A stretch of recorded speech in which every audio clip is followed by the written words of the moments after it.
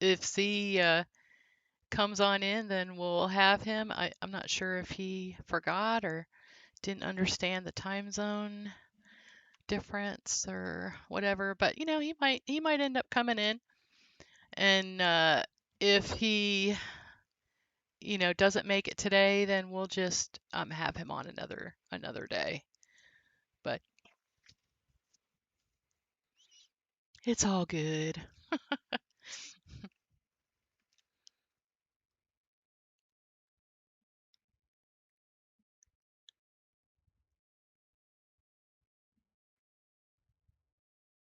Oh, I got a new one read. Hold on. Let's see what he says here.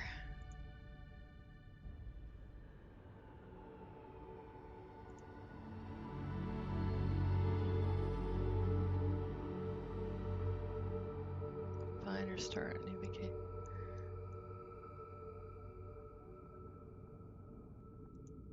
Okay.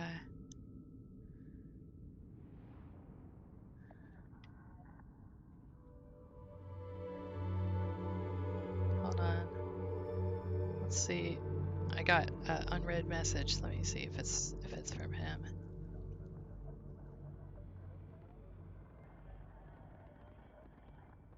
Okay. I think it's okay. That's funny. All right. Well, before he comes in, I'll just go ahead and get started and kind of show off some of Zee's work.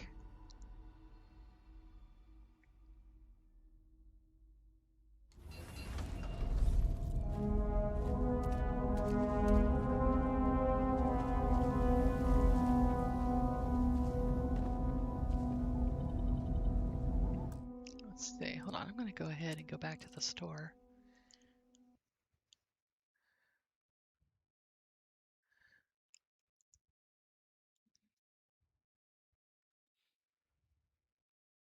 Hey, good morning, Will. Good morning, Nightly. So, what did you guys think of that game last night? I just thought that was, I really liked it. It was kind of a nice little evening, anyway. So I'm not sure what happened to Zee, if he just forgot or slept in or what. So what I figure I'd do, he might just pop in. We'll see. So I'm gonna talk about his stuff for a minute.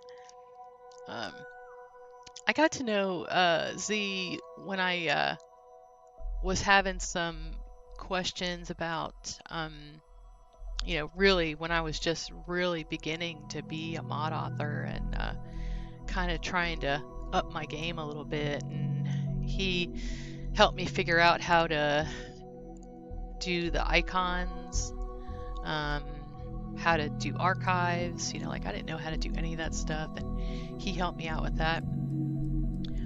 So I was kind of excited to, you know, have him on, and I'm not sure if, you know, why he's not here yet, but that's okay. We'll just go ahead and get started without him. So I would say that, I don't know, he's probably the most famous for his game tweaks that he's done, like things like the domesticate all flora, denser outposts, and then he put all these things together that he made into the all-in-one game tweaks, you know, which I use, which I really like. And then also he did, you know, he's kind of helped port some things over. So if you're on Xbox, maybe his most famous one would be the Star UI that he got on there for folks that have Xbox. And Matt Guyver's Outpost posters. This is like one of my favorites. Constellation drop crate. This thing is just the absolute bomb. I mean, and really he was doing this as a proof of concept of like kind of what was possible. And you know, it's funny because I was like, you know, I like it, but I want to kind of change some things. He sent me the ESP. He's like, sure, mess around with it. And I'm like, what? I was like, how cool is that? So he's all about teaching people, helping people. So I really like to support his stuff. So the Outpost Material Terminals is another one. Gives you like a, kind of your portable resources. You can put one in the lodge. You can make them at your outpost. So this is like another one of my favorites. I always keep this in my load order, especially now since it's achievement friendly. Because every once in a while I like to do achievement friendly stuff.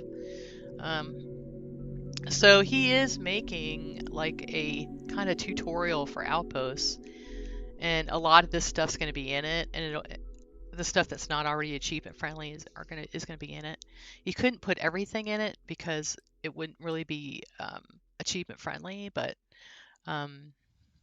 yeah, it's pretty cool. So I went ahead and downloaded all his stuff.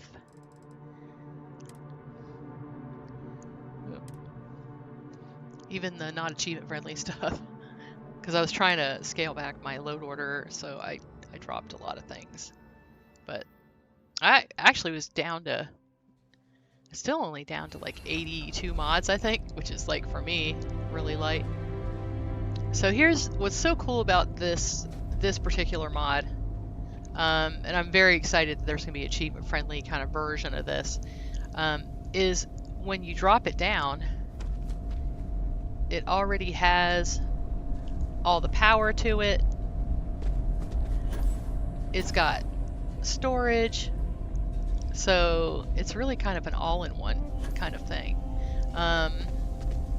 It has not a dependency on Darkstar, but if you have Darkstar, you'll get Darkstar services. And so that's like a script that actually detects whether you have it or not. Whether you have a Darkstar or not, which is kind of nice. There's no dependency, so that's really cool. And then it's got this neat little workshop entrance, and you have like Downfall Nemesis, and you have Tank Girls. They all had a little hand in this, so anyway. Pretty neat. And I guess there's even some SKK stuff, but I don't have SKK, so I think if you have that, there's something in here, but I don't know. I'd have to get someone to tell me that. If he comes, we'll ask him. So, but yeah, so this is kind of a neat thing. Zee Ogre, so he's supposed to be an ogre, so the bed is really huge and the desk is really big. Which I think is funny.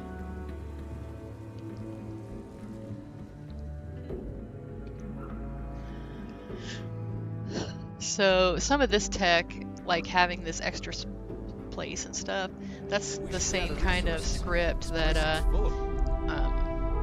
Tank Girl was able to use in her what do you call it? Hold on, I'll just show you.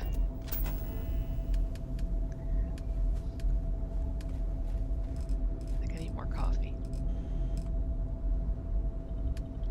It's under decoration. She puts everything under decoration. Hey, good morning, Apocalypse Storm. Let's see.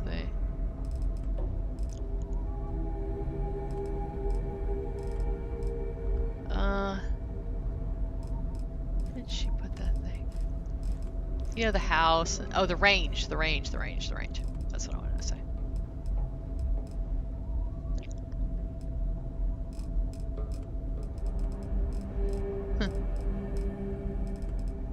The range entrance I'm looking for.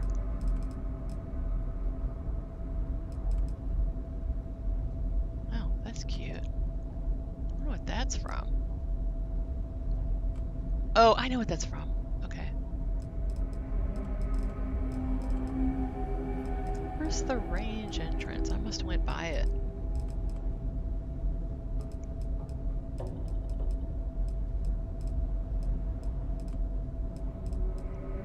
Oh, you know, I might not have it right now. I don't think I'm using it right now. That's why it's not in here. So, all right, hold on. I'm gonna make sure I can see all this chat. Hold on. I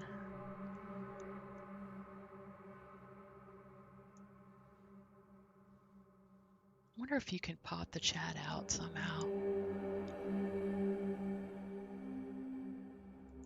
Let's see. There's got to be some way to pop the chat out. I had that before, and it was a lot easier to see it. So, yeah, hey, old man. All right. Hey, Lady Ant. So,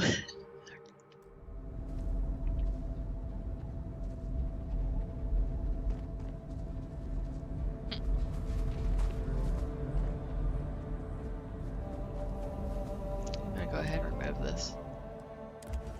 I've been wanting to... hey, old man, can you... what's a planet that has lithium on it? Let's see. I need to find a planet that has lithium. I might have to Google it. Let me see. Alright, let's see. See, we're not going to have to do this soon, because we're going to have that compendium. That's going to be so nice.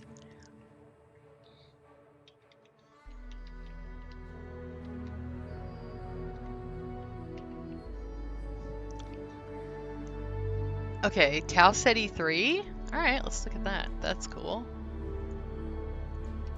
Hopefully Google isn't going to let me down here.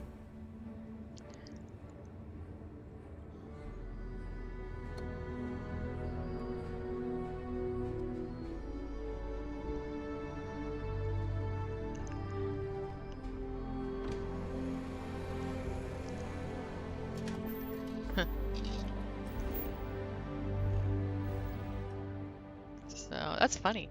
You know, so I was supposed to have Marv for a little bit, and then it's like, this is just not a good week for interviews, I guess. Tau Ceti 3.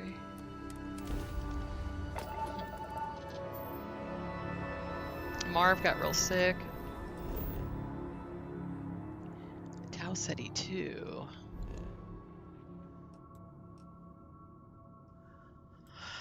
Tau Ceti 5. There we go. So this is not going to have any people. Let's set course there. I haven't been there before.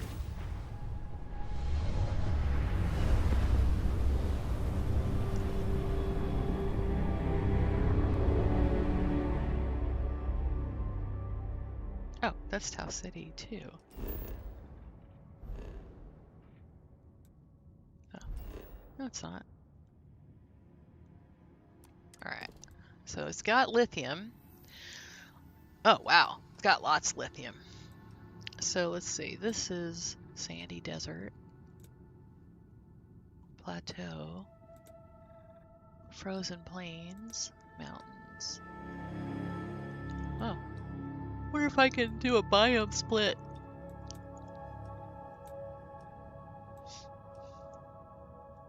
I would love to do that. I'd love to get some tetrafluorides, that'd be nice too. Okay, let's see, sandy desert. It might be too different. Sometimes it's hard to...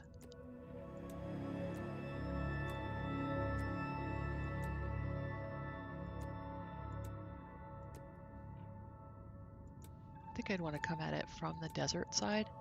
So let's see. We'll see if it's possible. Sometimes it's not really possible. Oh, I think I did it. Well, okay. Definitely some different looking sand over there.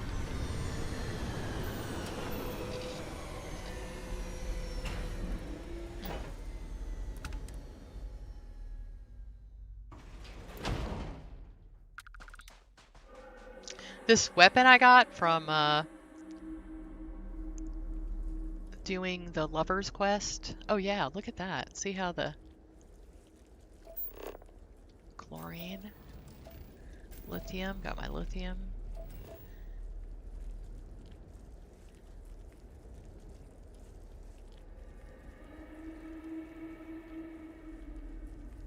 Let's see what that is.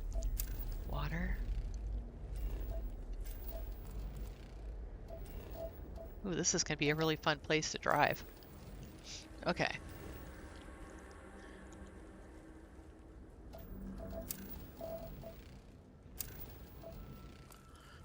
Gosh, I love Zee Ogre's all-in-one game tweaks. I might just have to keep those.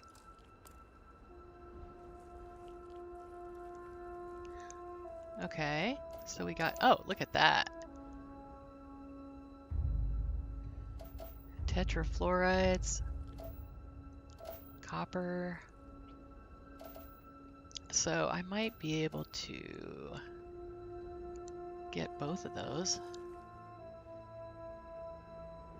Huh. I'm gonna fly over it a little bit and see. Wow. What's that? Military training.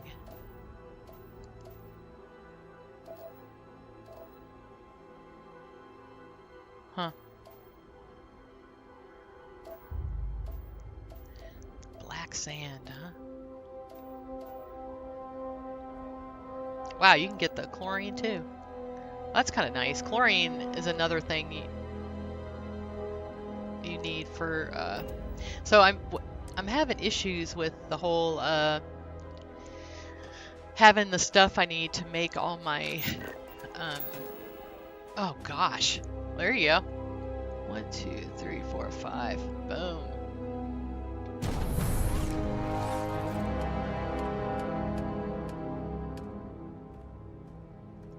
So all right. So the reason why I find this Constellation drop crate so interesting, and I've talked about this before, but you know, I have a lot of new viewers, so I'd go ahead and do it. So the military has something called TOCs, Tactical Operations Centers, and they're like this. They have everything that they need, you know, like as like an operation center. Then they just drop it. You know, they can drop it in the middle of the desert, and it has everything that you need in it. So this is something that, like, technology-wise, that we actually have, like, right now, you know. And the reason I know about it is because my mom worked on that project. She worked for the Army for 38 years in logistics, and she worked on that project, so she knew all about it. And it was funny because she was on, like, when they would have like a big hurricane, or, you know, expected some kind of natural disaster, she would be on call to, you know, maybe have to get some of those ready and ready to go. She said they can be there in like less than 24 hours, you know. So it's pretty amazing.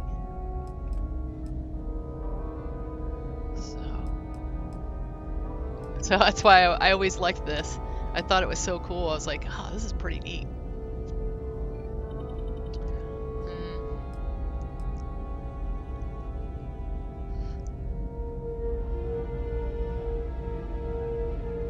I've been kind of wanting to do a Starborn stuff greenhouse.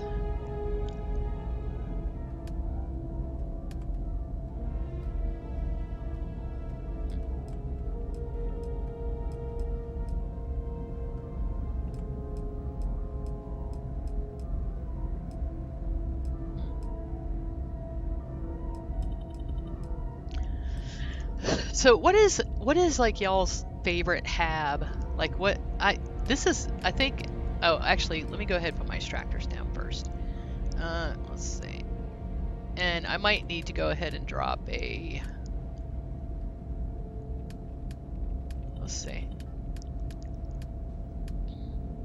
I was thinking about doing like a cozy Starfield themed day, because one of the things I like about Starfield is that, yeah, you can do, you know, the shooting and the quests and all that stuff, but you can play Starfield as a cozy game. I mean, you totally can, and just concentrate on doing bases and in the which I think is just crazy. I mean, there's just not too many games where you have the kind of choice that you have, like Starfield. It's wild, because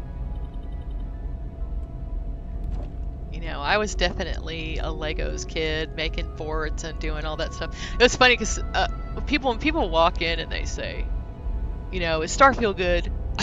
They'll like come into my stream, Starfield good.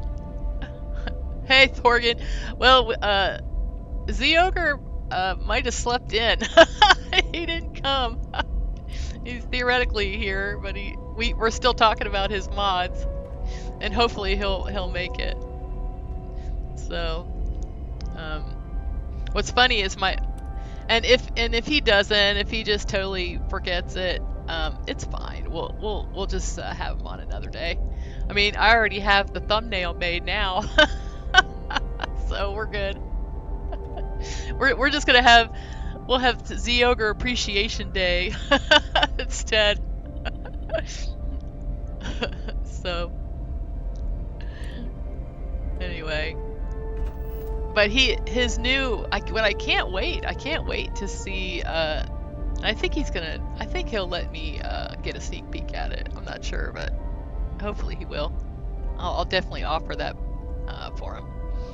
But I was talking about this being like a tactical operations center that like the Army has, and I think it's just cool that he has that. So, okay, you know what? I'm gonna go ahead and I know I'm gonna need some of these fancy drills and stuff.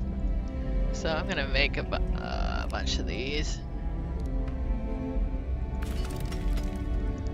I think I have a lot of this stuff, but let's see. The spirit of Zee Ogre. You can come in my voice channel, Thorgan, if you want. You can try to answer questions like Zee Ogre would answer them. Oh my. What's terrible is he's probably going to be kind of embarrassed when he realizes that he forgot. So, but you know, like all kinds of stuff could cause like you know, you could lose power in the middle of the night, have a thunderstorm, and then your alarm doesn't go off. I mean, there's all kinds of reasons why he's not here. So that kind of stuff happens to me. Into sight. This is like something I always seem to need.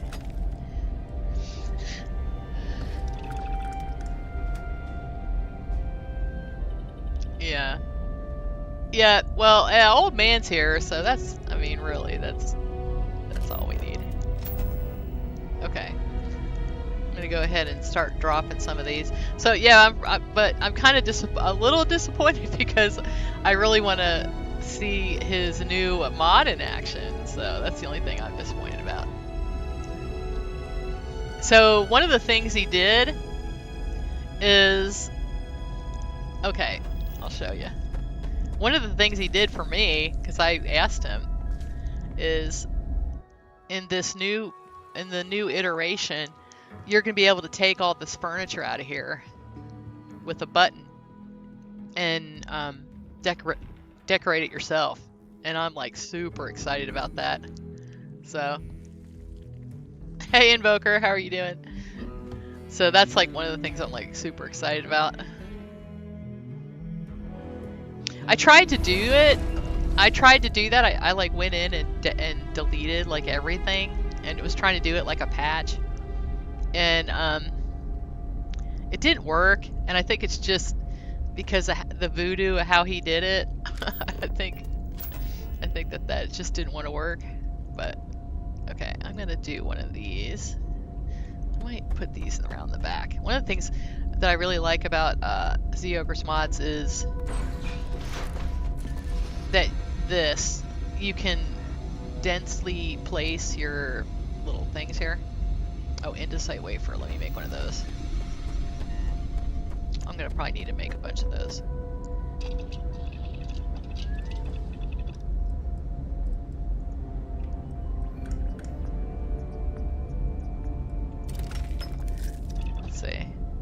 Hey, good morning, Shadow. Oh, I know, right? Like whatever Z's stuff is. I mean, he's like one of those people that's really is kind of a super genius. But you know, we have him and Marv, um, and Wicked, and like you don't realize that a lot of these guys really do computer stuff in their real life. So they're just, oh, I don't really need two of these. I don't think. Water vapor. Well, no, I probably do. Okay, so I'm gonna go ahead and wire these up. So, I mean, but they just figure out stuff like, you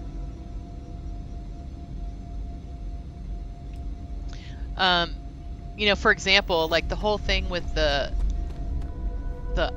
unobstructable workbenches, right? Like this multi-bench thing. This was Wicked and Zee Ogre teaming up on this thing, and wrote a script so that this like actually like look, it's like every kind of workbench imaginable, all in one thing, and it can't be obstructed.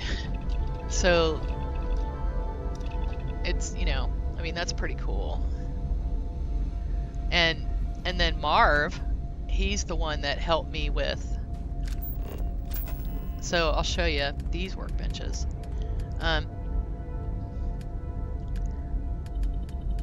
These are for my new mod, Sleep Crate Reimagine, which I did go ahead and make my own. You can see how big it's getting. But so I have these. Look, so you can put these on the freaking floor now, and they work. So you can put these anywhere. And this is, you know, Marv, and this is the kind of stuff that you got.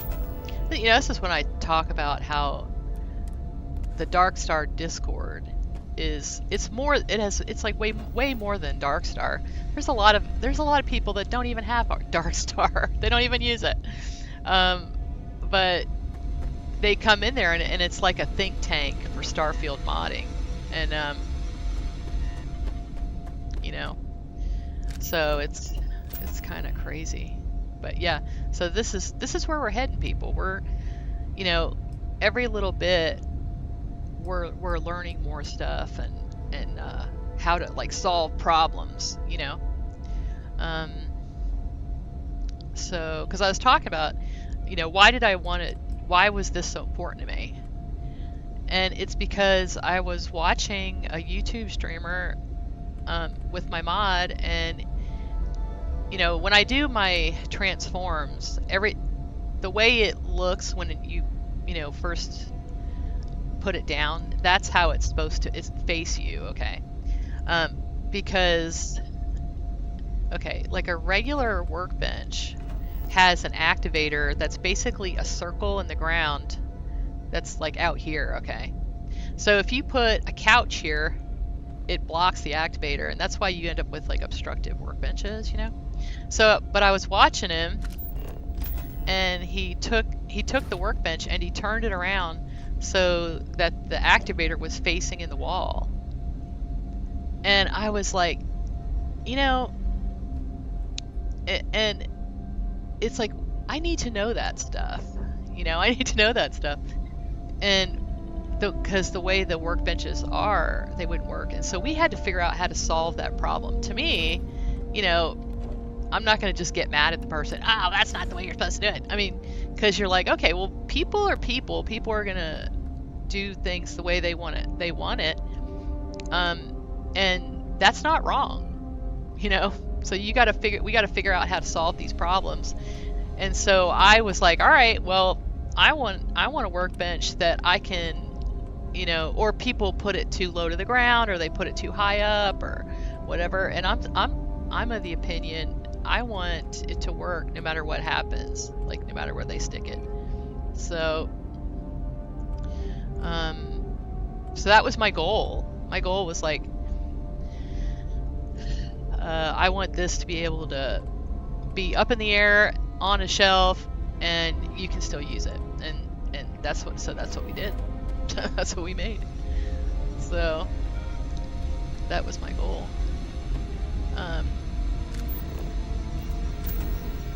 So anyway, let's get these extractors out. Okay, so chlorine. Let's get the chlorine out. Nice. I only have one of these though. Let me...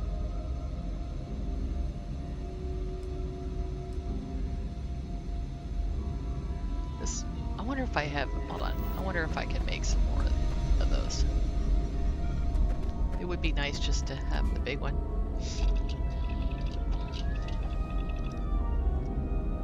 Yeah.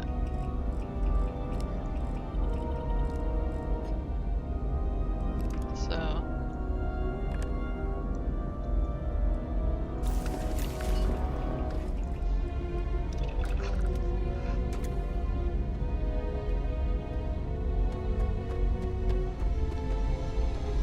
Yeah, it's funny though, because like the testers will totally do that. They'll just like stand in a road and put the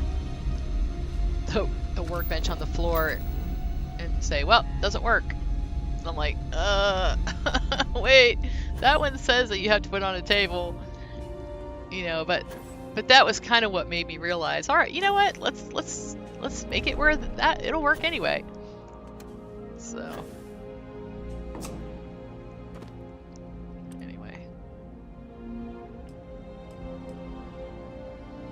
okay, where's the copper at?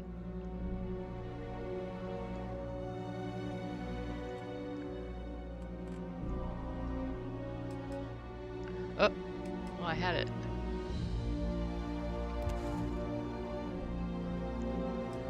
And lithium, why we're here? Tungsten, no. Okay, all right, let's buy some. So that's what's nice about this. I got two bites at the apple too, because this one also has resources. So all right, so I'm gonna get a lot of resources. What else do I need? Hey there, husband just walked in. All right, let's get some of that.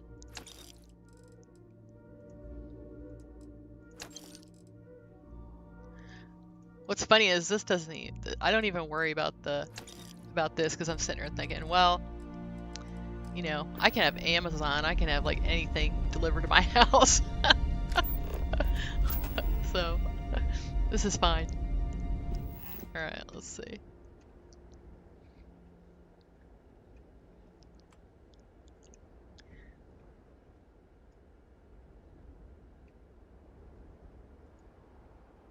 I kind of like to have things close by. Let's see.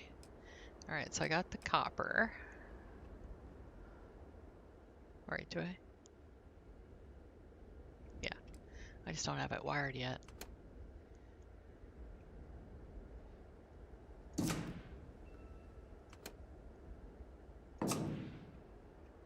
Okay.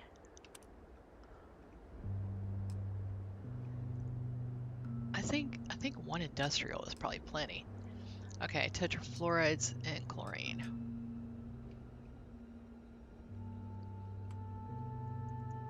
There's something I always need chlorine for, but I can't remember what it is. Okay. So now, what kind of... Oh, first, I'm gonna go ahead and move my car. Did you ever notice that wherever you put your car, it's in the way? It's always in the way, no matter what. Okay.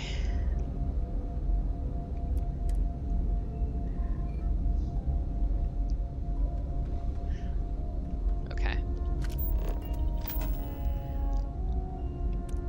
What are you? How are you doing, Shadow Weaver? How's it? How are your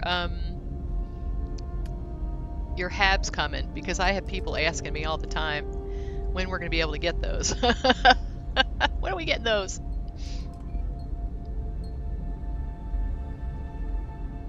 That's the. Oh, you know what I really like to do? I like to put. Oh well, let's trying to figure out whose stuff I want to go with this time. You know, I always end up going with Miss O stuff because I love hold on. This is what I love. I love this.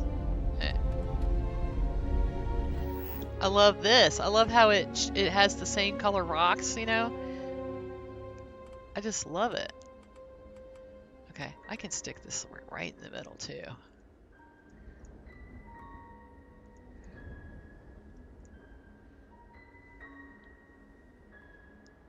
Oh, you've had to take a break. I got you. Well, we're dying. We're dying for them.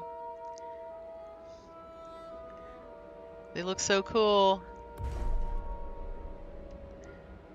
All right. I don't like it when that. Oh, that's pretty good. Okay, and then I also want to put a store because I really love Miss O's store. Let's see. Do you guys? I put the store at like every single base. Every single base has her store. I just love it. The only thing that I kind of wish that the empty store would let you like put, you know, like the vendor there. Like keep the vendor. I don't care about anything else, but I want the vendor.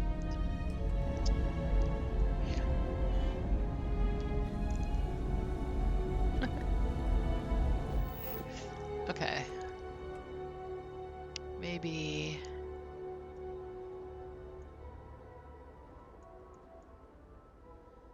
And what I really like to do is put this.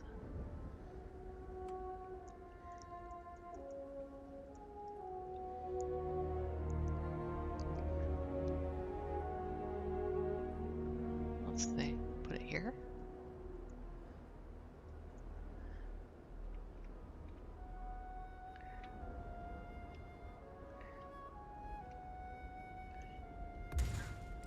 Okay, I'm gonna move this a little bit.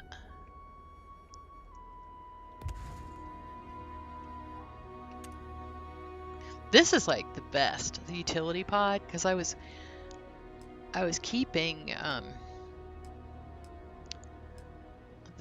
the whole Wicked Workshop stuff. I was keeping it just for that half-hab that will sit up on there, but since it's not being supported anymore, I wasn't really using it otherwise. Let's see.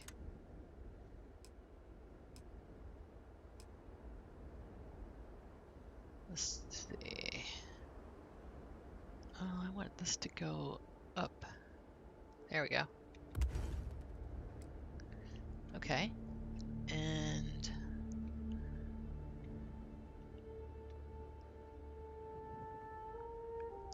I wonder if you could put something here. I want to put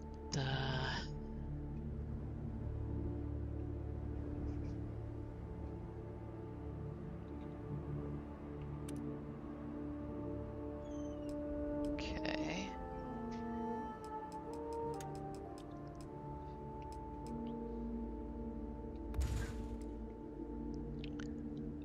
Oh yeah.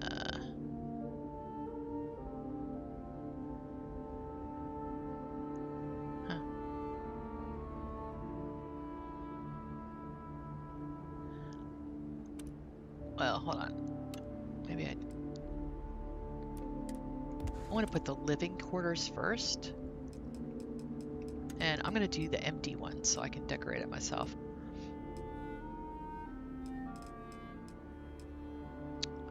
Empty apartment. Oh, the only thing about it is that it's going to keep me from doing that. Oh, that's okay. We'll do that, and then I'll just make that separate. I was trying to have it all like be... Oh, you know what? I know what I can do. I'm going to put another one of those hallway pieces.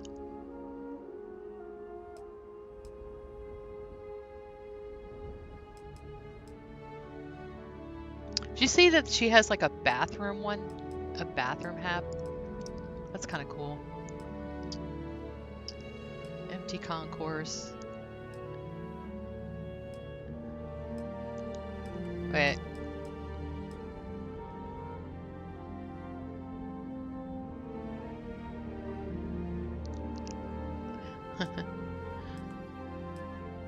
Argos operations.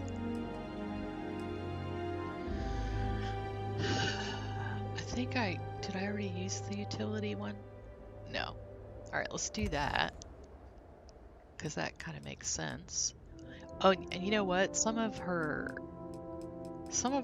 the little things were a little bit like, ooh, let's try it this way. Okay. And then I can do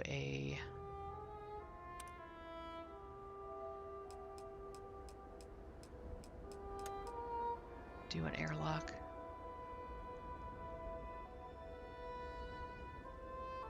Huh. Let's use her airlock.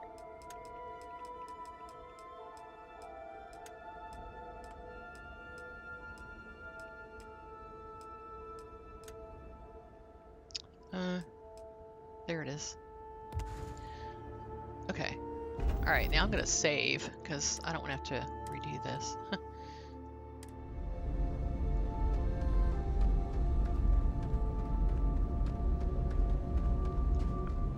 Alright, let's check it out.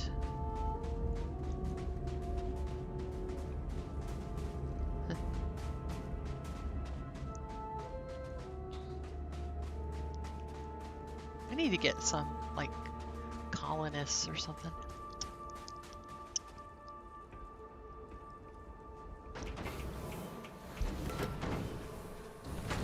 I really do hope that Bethesda eventually does, like, a list style quest, you know? Okay, so sometimes I've noticed that...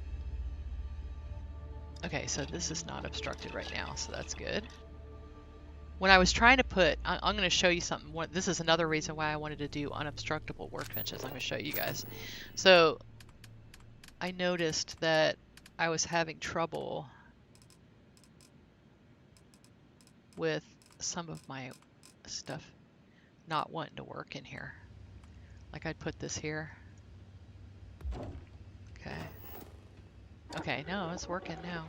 It might have been just where I was. Okay. So that's cool. So now I got a weapons workbench. So I got weapons and I got industrial that work. So let's try, oh, this is interesting. Okay, so I'm going to show you something. So, like if I put an industrial workbench here, I just want to see if it would work. Oh, it works. All right, good. Okay, so I wonder if she just fixed that. Okay. I like having choices because I like to mix things up.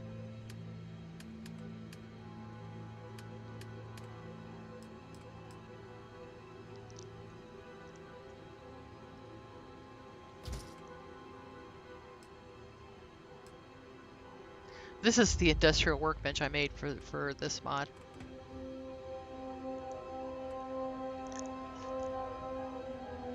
So what's funny is this one I can actually even put it on the floor.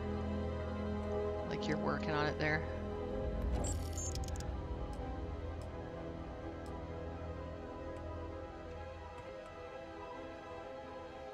I think I'm gonna have to switch them. Hold on.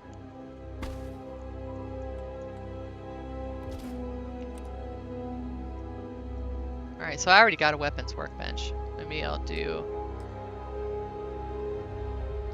the chems. Might wanna put these in the front. Hold on. Let me just see if this works. Yeah. That's fun. Okay. I just love it. I just love that this works. Okay. I want to be close to the front. Oh, Lyle's doing some work. Go, Lyle.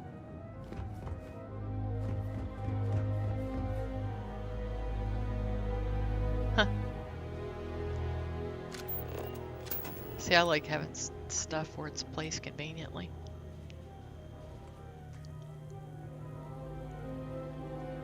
Wish this was flat. So what's funny is even turned on its side, this should work. Yeah. That's cool. So you can turn it however you need it to be. It's fine.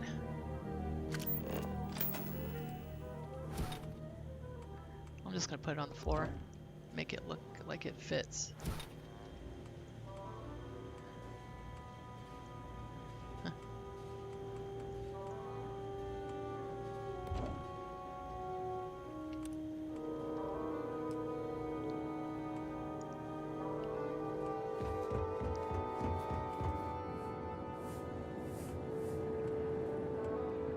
Looks like it's up for sale.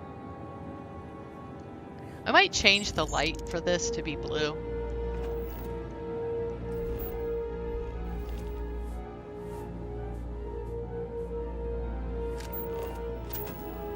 Oh, I know. I'm like so excited about them.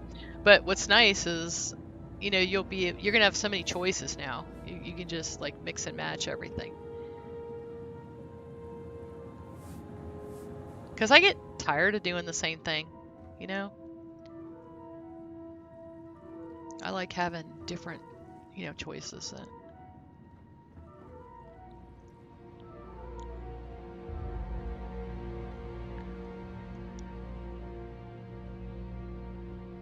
What is this? Okay.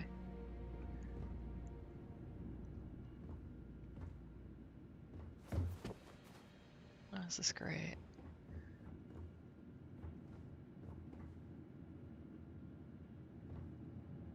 Huh. What you see is what you get. Practical, built to last. Huh.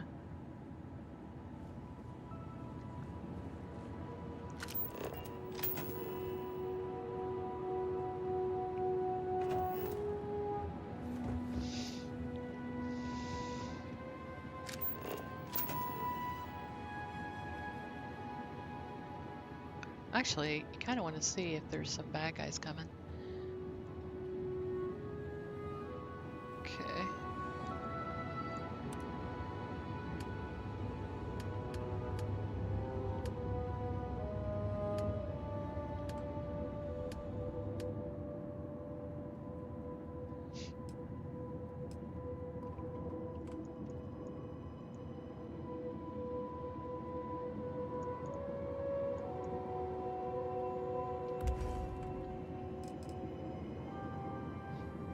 I still love these candles.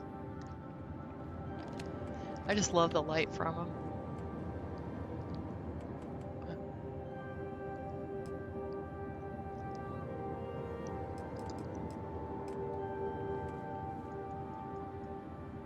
I'm gonna use the black ones.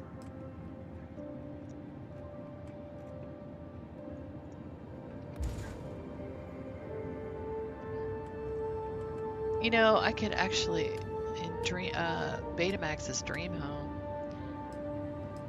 he put these beautiful black bookcases in that would match really nicely. And I didn't even know, but did you guys know that these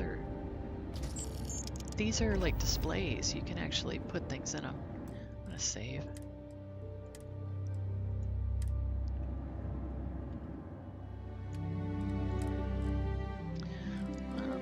Let's see.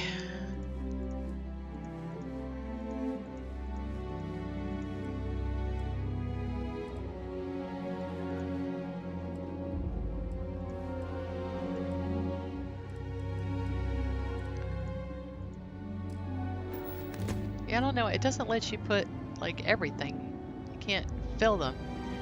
So that's funny, but that's fine. And I'm gonna put like one of my new chairs in there.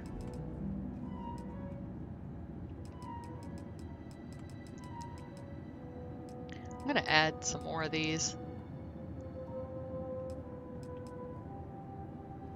Let's see. A place to sit and read a book.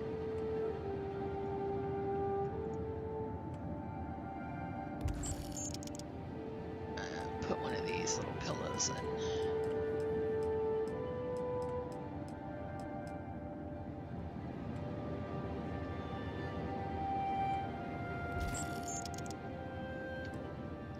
I'm gonna have to mess around with the collision on these. I don't like how it looks.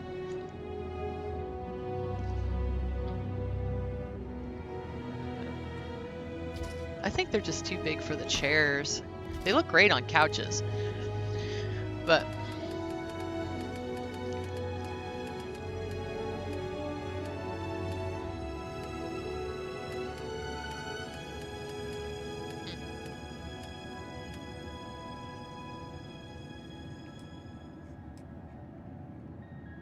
I always like these.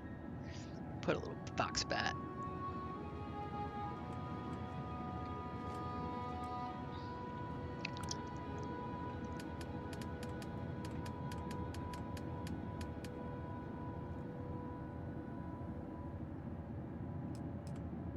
Oh, I wanted to put some tailored spaces plants.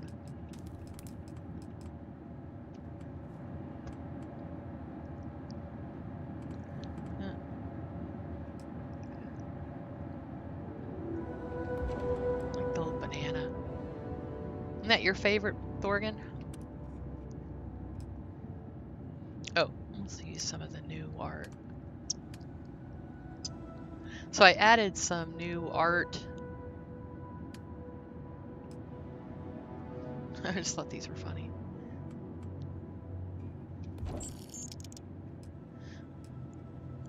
Like I found this. I'd never seen this in another mod. I love that.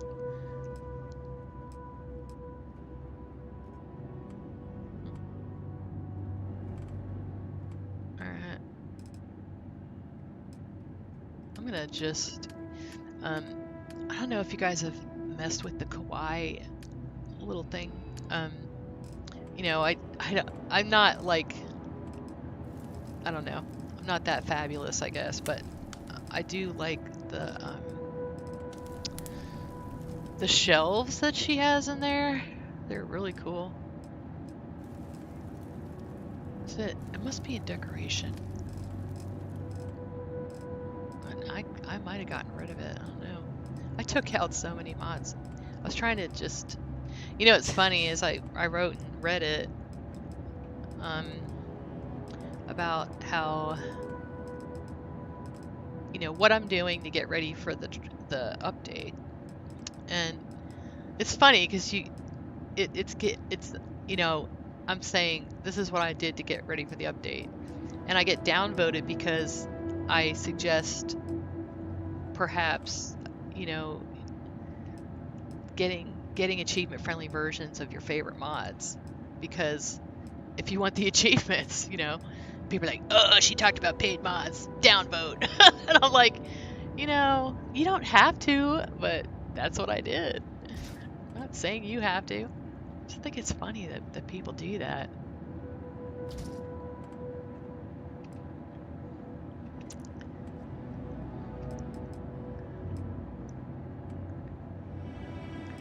My husband was like, he's like, Reddit is like the most toxic thing on the internet. And I'm like, yeah, I think that's probably true. Let's see. I love that you can like make it look kind of organic.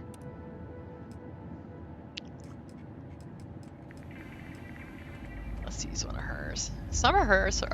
Some of these are actually, wait, some of these are mission boards. Let's see what this is. Oh, not this one. Well, I think I'd rather use something that's actually a real thing. Hold on. I'm gonna use my new research thing. So the first time I made workbenches, I did not know how to change the material swaps on the little black thing, so it looks like that laptop's turned off. I didn't know how to change that at the time, but now I do. So now I know how to do it. What's funny is I don't. All right, let's see how unobstructable this is. Let's see. I'm really curious. So yeah, see, like my old one, I would have to turn it, but this doesn't matter. You can come at it from the side, you can come at it from wherever. I just think that's so cool. So you can make it look like it would really be.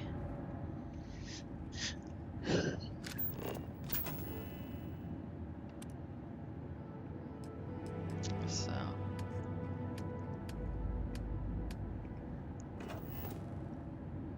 Okay. Oh, I was gonna put something on top of that. I think I'll just put like a candle or something, or maybe I'll put one of these little things. One of these. I almost never get to use these, so it's my trick of getting higher. Get higher. You want to put something up there? Oh, let's put that here.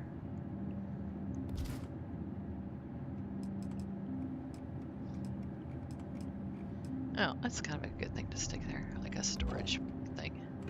Okay. Yeah, it's a nice little office-y bedroom. So.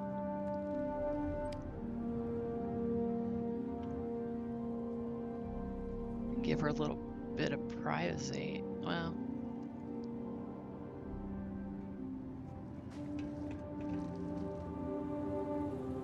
Huh, I can't, usually I'll stick another thing here. So.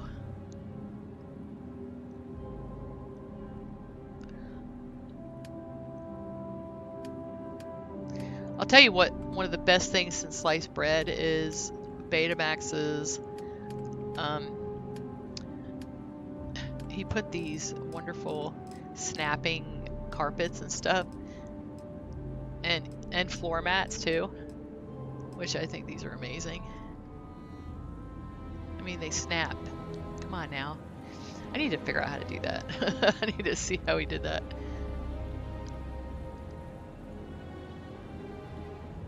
Let's see. Oh, do another one. You have to do it just right to get it. There you go.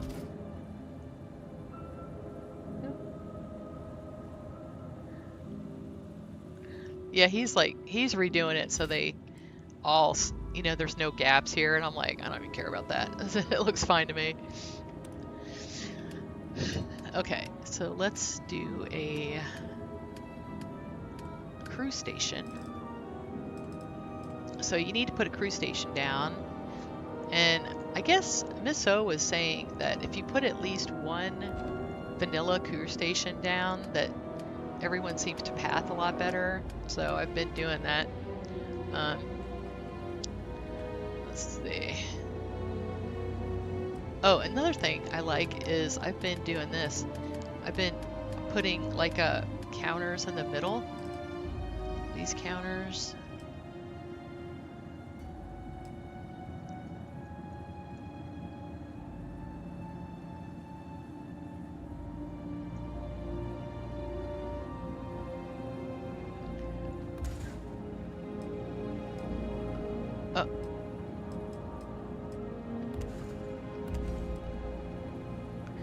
And then you can put like your stuff on here.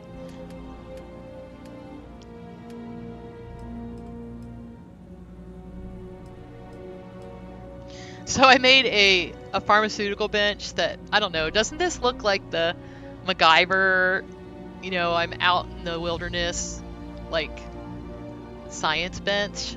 I just love this.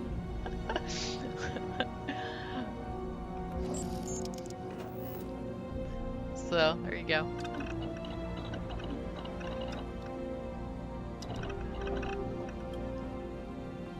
Hey Spartan, how are you doing? Hey Grimstalker. caught me decorating. Let's see.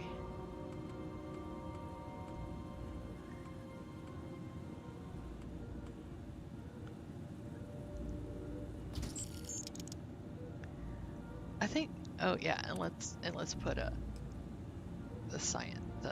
research bench. There you go.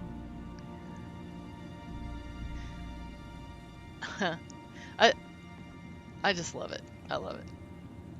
Okay. I wonder if I can stick anything on here.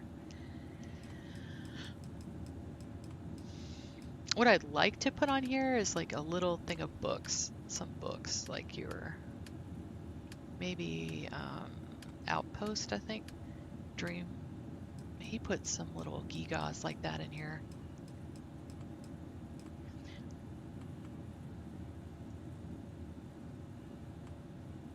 I wonder if I can do this here. Oop, there you go. Do my little trick. The collision on it is still kind of tough.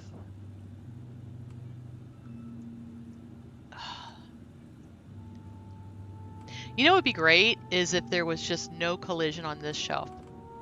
Like if there was some way to just take that collision off. So frustrating.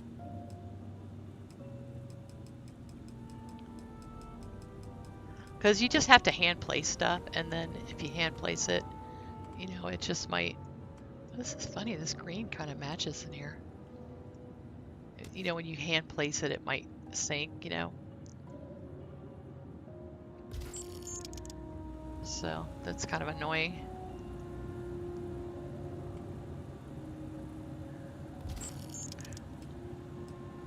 Oh, let's use a different one.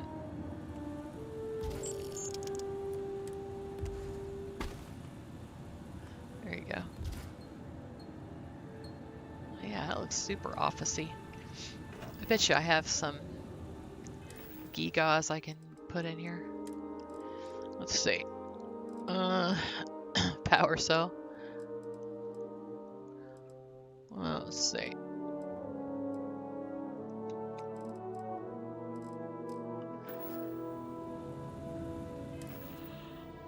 Oh, I need to look in the ship. So, when my husband left, he went to go help his buddy this morning really early, and when he did that, he didn't latch the door, and so my cats came roaring in at 6 o'clock in the morning.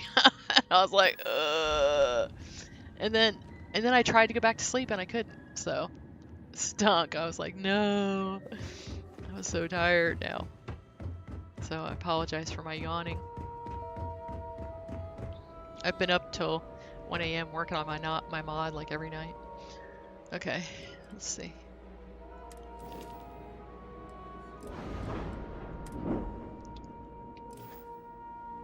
Okay.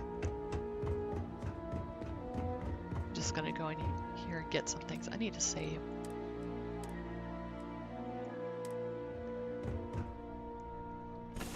So.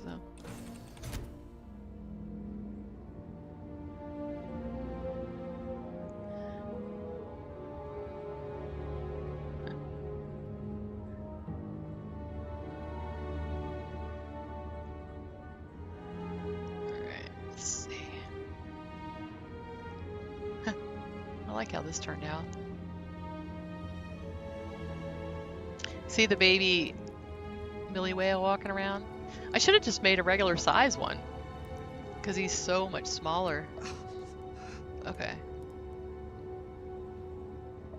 Alright, let's get some decorations out of here. Okay. Some of these things are kind of cool. I'm gonna, definitely gonna get like an alien egg. I need to get that out of there. I need to stick that in and see what I can get. But, yeah, I want to take a little bit of this because it looks cool. These are funny. So this is all the stuff, all these like stuff that Tank Girl made. I mean, they're just so cool. Medical supplies.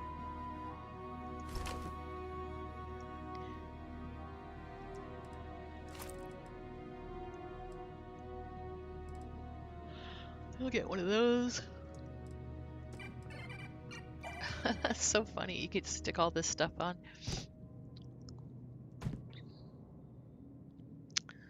Oh, I don't know why that's in there. So I'm thinking about making one of these the SSN news thing. I'm thinking about doing that, like, so you can just put that in the game. I think that'd be fun.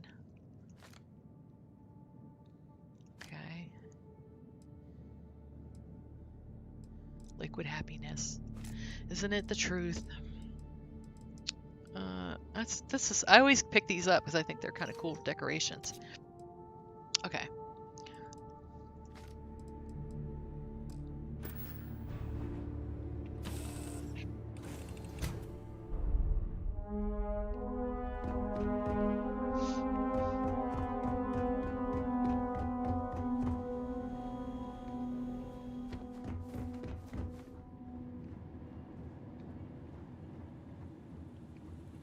Alright, so then you just kind of drop all this stuff on the floor.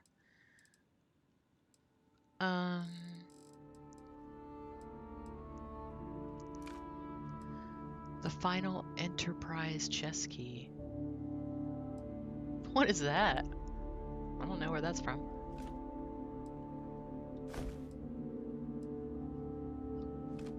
That's funny. You know, I was like that in ESO too. I would just be like, I would check my inventory and all of a sudden I realized that I picked up some kind of crazy, really good weapon or something. And I'm like, oh my gosh, where the heck did I get that? Okay.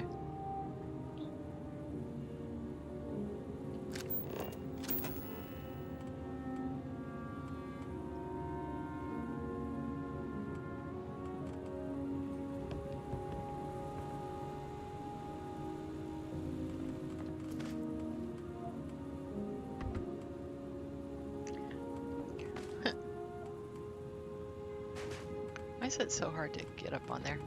Okay.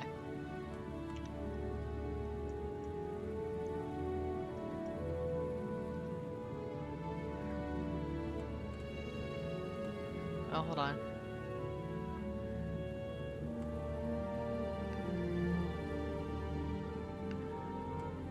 I like these storage containers so much now that they're black.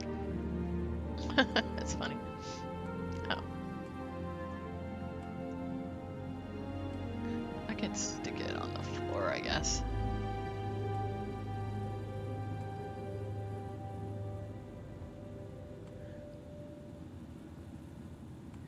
It's like little gigas. Oh, Parsucci. Perfect.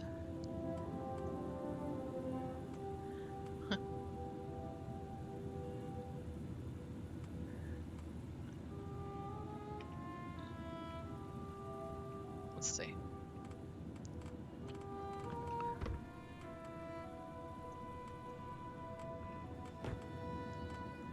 It's that stupid thing is in the way. It's like as many of as I can place like this, I try to, because they're just a little bit more anchored. But it doesn't look like anything's gonna want to give me a break today. Okay, how about this? Sometimes I can get this on here. This thing's it's being a pain today. Okay, nope, no luck. All right, so we'll do it the old-fashioned way here. Oh. So I guess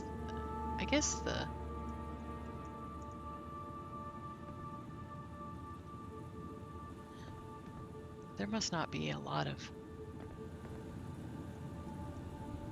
gravity on this planet, I guess.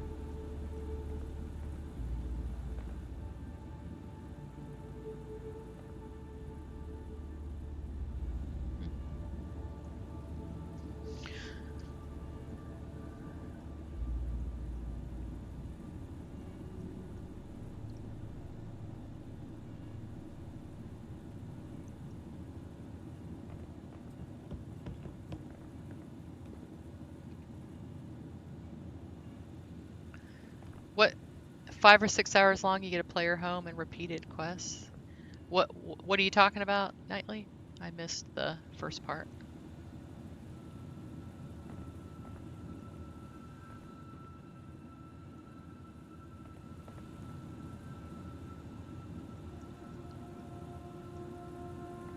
Oh, let's do that. There, that looks good. Alright, I'm gonna save and quit so that all that stuff won't sync.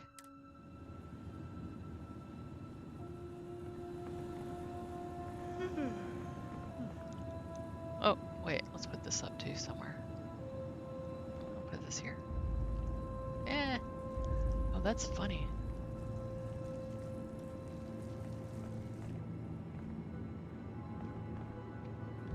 There you go.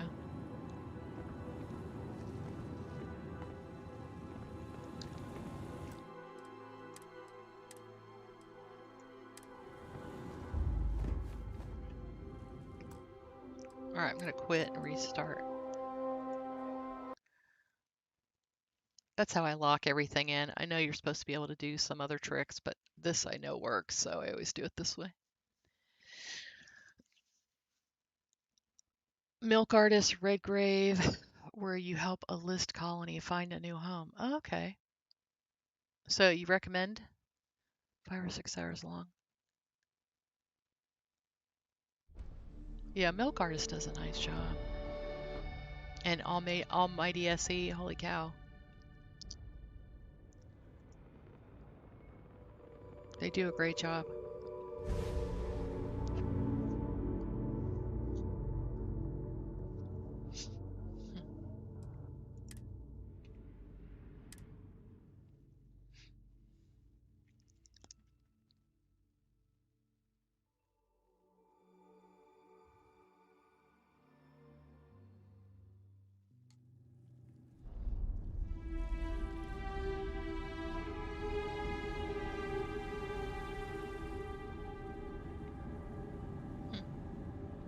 You know, I kind of like having some, let's see, what else can I put here?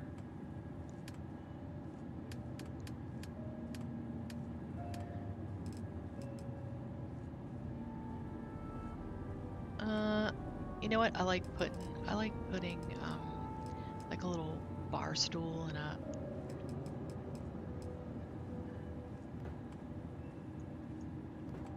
one of these little tables.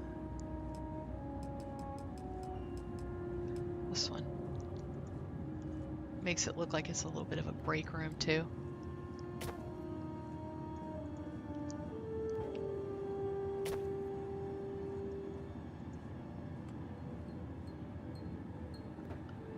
And let's see, so you got chunks, right? So let's get a chunks.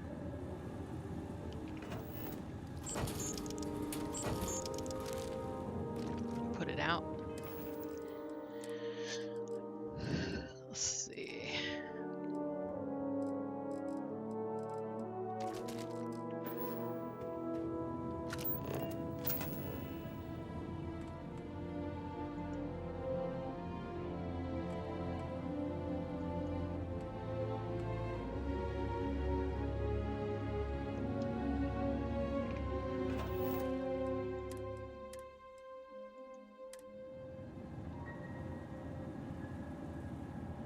If you're a hunter, we have rifles for sale.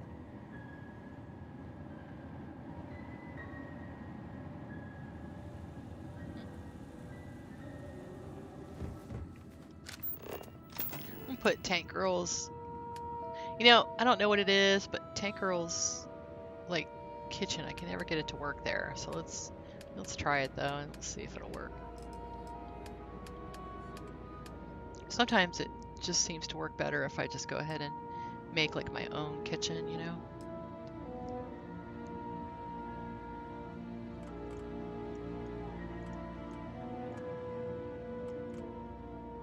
Okay. Let's see if we can get it to work. Yeah. Alright, the stove works. Maybe I can Move it over a little bit. I mean, I need to put a fridge anyway. Okay, so that works. Cool. Yay! And I can, as long as I can get the stove and that.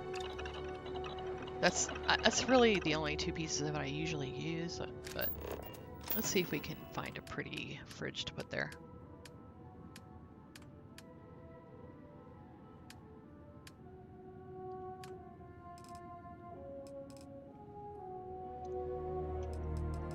Can't remember. Does anyone remember where he puts the refrigerator? Is it going to be in here? Oh, I really do kind of need a sink. Let's put a sink. All right. I'm going to bust out the sweet pea collision cheater here. Probably should just put that on its own category. So it's easy to find.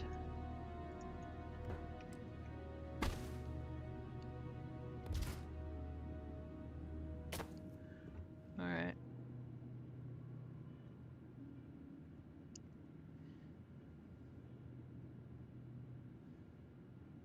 Huh. All right, let's try this first. Let's go ahead and put a different one.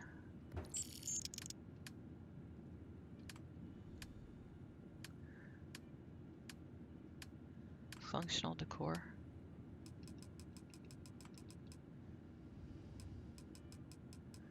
Let's see if he's got like a little one. Well, we can just put that. I think both will fit.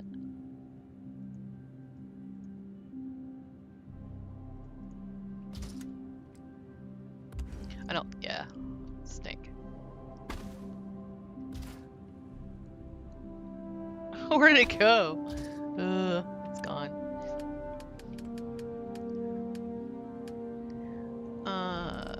Let's see. All right, put it up here.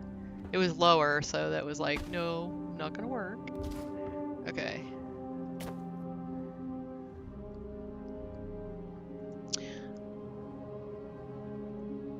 So if you guys see me on Friday nights, I'm gonna try to, I have this whole big long list of to be played games. So on Friday nights, I was gonna try to get through that list. Just FYI.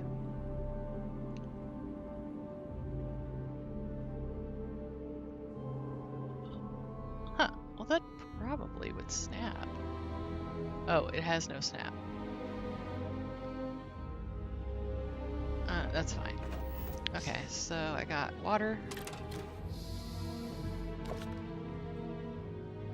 Okay, and I even have, in Tailored Spaces, I have this little pan that I made.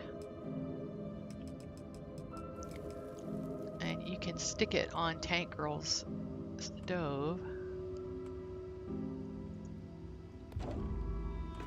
And it's a galley, so, oh, it's obstructed though. Let's see, what can we do? I might be able to just move it, and maybe it'll work.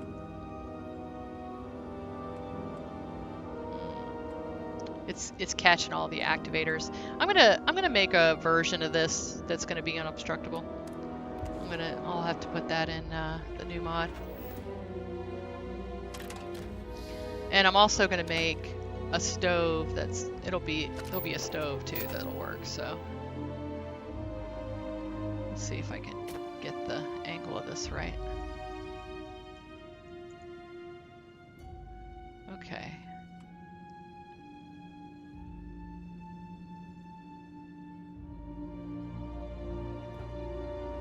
Yeah, perfect. Okay, and let's put, let's see.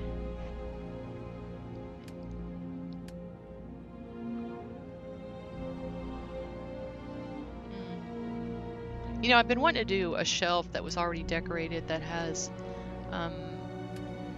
some like cans and stuff. I might do that. I might work on that. It's funny, you guys, I get all of my ideas basically from playing the game, really.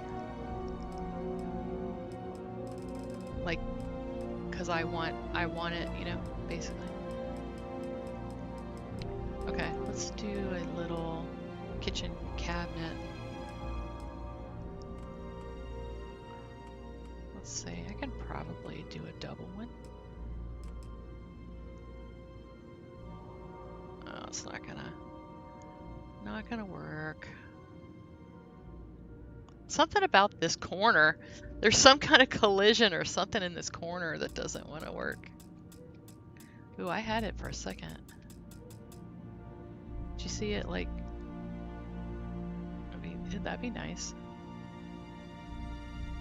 Ah, so annoying.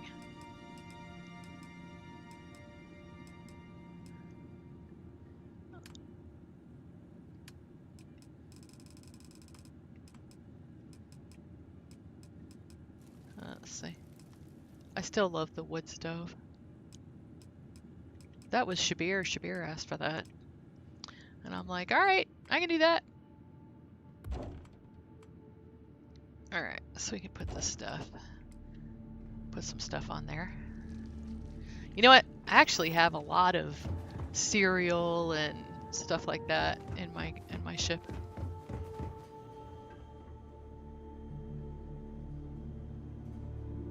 Oh yeah, that's the truth. Yeah, make sure. Yeah, the first thing you need to do is to make sure you have your windows the way you want them. Yep.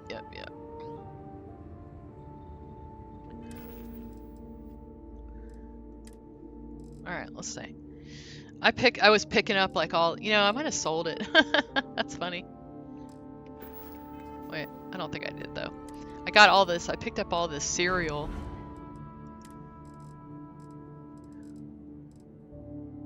Oh, I can put my coffee mugs. I've been wanting to decorate with my coffee mugs. Hold on.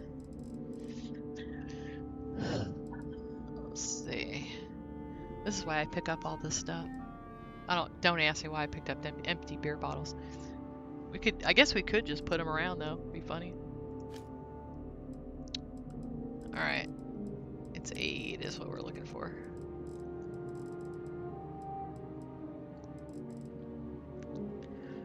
Huh. Elk milk. We'll get a bunch of elk milk. One thing I really like is all these different containers of things, because they look really cool on your shelves.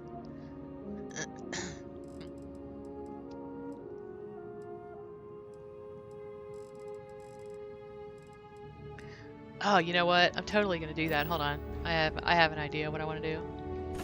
I think I sold all the food because I decided I didn't need it. Alright, let me save because I don't want to have to redo anything. Okay. So is that from experience, Grimstalker? Is that the voice of experience?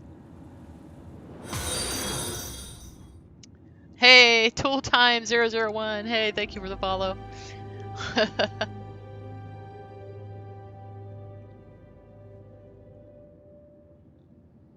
Yeah, you're saying that. I'm like, I kind of want to do that. Okay. Let's go to... I haven't done just like a building video in a really long time, actually. I really like building. I kind of got traumatized a little bit. So this guy came in my stream and he's like, "Oh, you're building? Well, I'm leaving." And I'm like, okay. Kind of traumatized me a little bit, but this is really I mean, like mostly I'll do my decorating off stream after that. And I was kind of like, well, you know what? If you hate decorating, you're probably really not gonna want to follow me. Hey, Zee Ogre. Hey. We got started without you. We talked about your Well, you mods, should have. huh? Absolutely, you should have. I am so sorry. That's okay. I had it down as being at 11, and so I went ahead and slept. And I just got up, and my phone popped a reminder. Oh, you have the thing. I was like, okay, cool, good. I'll get ready because I know I got that thing with Sweet Pea. And oh shit! So, Well, we got a I really good apologize. start. We got a really good start on the base for you. Hold on, I'm gonna share my screen so you can see what we're doing here. All right. So if you watch the stream in Discord, you don't have a delay. So Nice. That's so a good looking base. oh yeah, thank you. So okay, so I was telling him this morning about why I love the Constellation crate so much, drop crate, is because my mom worked for the Army for 38 years and she worked on TOCs. Nice. Do you know what TOCs is? Tactical That's Operations the Centers. right. hmm And you know what they are? They're Constellation drop crates. Exactly. That's what they are. I was actually going to So, ask for help because I want to make a TOCs. I thought about calling them Sea Talk, uh-huh. but using a military thing, but one of the military habs, but making it like this, like a little bit more military looking, but I thought that would be kind of cool. So the whole point for the drop crate was exactly that idea that the military, you have a command center that's portable and droppable, and you put it in place, and boom, you're done. Yeah. And so the huge storage up top, so that you can bring everything together in your base into one place. I love using SKK's Universal Stash because it has the production consolidation. So you can bring everything in your base together in one spot, and you're not building hundreds and hundreds of storage containers. You absolutely can build hundreds of them, but you don't have to anymore. Yeah. So I went ahead and made the drop crate, and I integrated it with SKK. And that was the fun part, because in order to make a VC, we're not allowed to have any non-base game assets as part of it. Right. So I had to figure out, how do I consistently and relatively conveniently use an external asset without knowing and without having the external asset. Like, yeah, So, having it as a dependency, right? yep. So it's a non-dependency dependency. And so I figured that out, and I published it as part of Drop Crate so that people could do that if they wanted to. And so when you have SKK Universal Stash, you drop the Drop Crate, and it automatically puts in the SKK pieces, and it links the big storage on top to the SKK for you. And the big reason for doing that is because the SKK box is really, really tiny. And when you're in Flycam and zoomed way out, it's really, really hard to target it with everything. Yeah. So this makes it a lot easier to target it. Oh gosh, yeah. Well, that's now, is that Universal Stash? Is that something that's basically going to be in the game after the update? Did you watch the video? I watched the video, and it's not entirely clear what that new piece is. I don't know if it has limited storage. I don't know if it's actually linkable from your from the yeah, so that remains to be seen, stuff. I guess. Yeah. So it would have been nice to be part of a preview program to take a look at that, with how much I'm doing with Outposts. But, right. you know, it is what it is. Yeah. But Yeah, my I'm idea, curious of what that hab that they're saying it's all in one. I'm curious if it's going to have power and storage and all that like yours does. I'm curious about that. the new version of this has 2 reactors on the back, Hmm. and it's the ZEO enhanced outpost reactors that generates 1,000 power.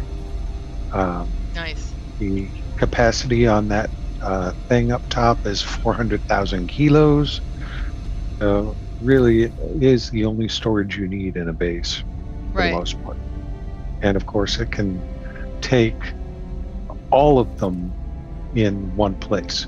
So it's all a single integrated storage unit now instead of separated out. Hmm. So drop your target and it's done. So when are you going to kind of let it marinate for I am. after the update? Well, That's what I'm kind of doing too. because there was so much in it that got taken out by what they're doing with the update. So most of the drop crate becomes secondary, it seems, because of what they did, depending on how they did it. So what I might do is like bolt the storage onto the bottom of the unit, and that way it looks similar to this, except it still has the storage, still has the features I like. Hmm. So you said you play all-in-one tweaks. So you've seen Yeah. all my outpost adjustments, where I have 250 meter build radius, where we have some enhanced scanning capabilities, where we have enhanced ship capabilities. Well, the big deal for ZEO is that I built most of the stuff that I could do in AIO in a way that can be turned on, turned off, and achievement friendly, and that has an explanation to make it lore friendly. Hmm. So Nice. Zee Ogre is in the game. He needs your help getting everything set up initially, but once you have helped him out, you will be able to build the denser outpost pieces, the harvesters that only require 5 meters of separation. No, I take that, 10 meters of separation, which is slightly smaller than the smallest thing there is right now. And I made them small, so they're visually smaller than all the rest. Oh, okay. I made the power generators that generate 5 times as much power. And the big deal with them, to keep it achievement friendly, to keep it lore friendly, and to keep it a little sense of immersion, they all cost some calamite as well. So you're going to have to be hunting down calamite. The process for unlocking everything, you're going to have to do 4 of the dungeons that people usually skip or forget about or don't even know about. So you're going to be going out to the Botany Center on Beta Marai. Hmm. You're going to be going out to the Six I know where that Sisters mine on Bindi, because of our constant confusion for Barrett. Bindi, not Ghazal. So I'm going to send you to both Bindi and Ghazal, so you can see for yourself what's there. Oh yeah. And then everyone should go to Ghazal. That is like Yep. that's really some major lore that you're missing out on if you don't do that one. So there are unfortunately no real breadcrumbs in the game that I've found after 2,500 hours of play that really take you there. So I set it up so he is, as a quest giver, telling you specifically to go to these places. So you're going out to Ghazal, to Bindi, to Neurodyne Center on Beta Mirai, and there's one more. The organics, the other organic center. Why can't I remember that one right now? Because I'm not looking at some. Is it in Beta Tyrannin? Yes, Beta Tyrannin 1. Yeah. So, even I forget which one it is.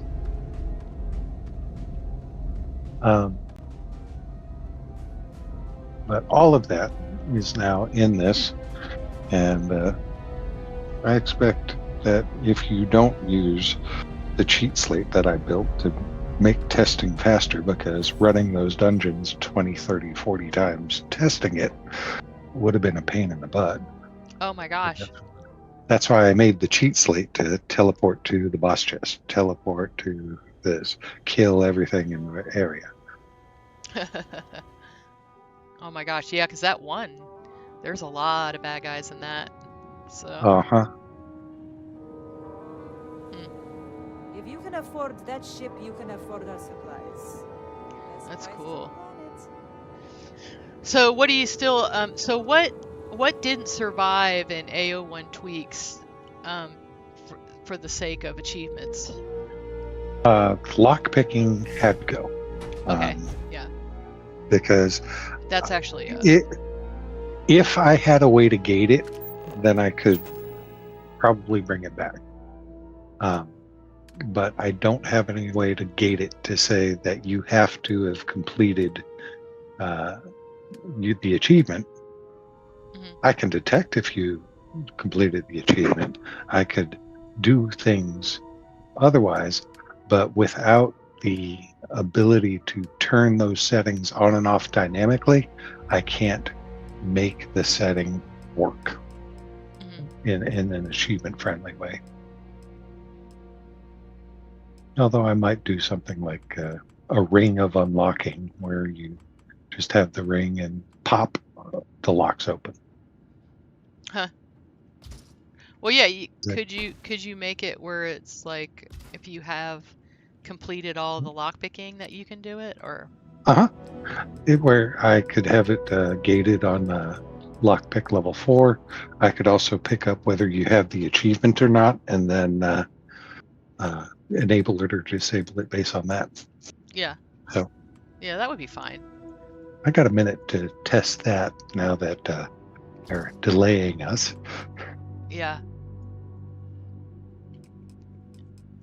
Yeah, it looks like if you even wanted, yeah, I guess I can't say that. Never mind.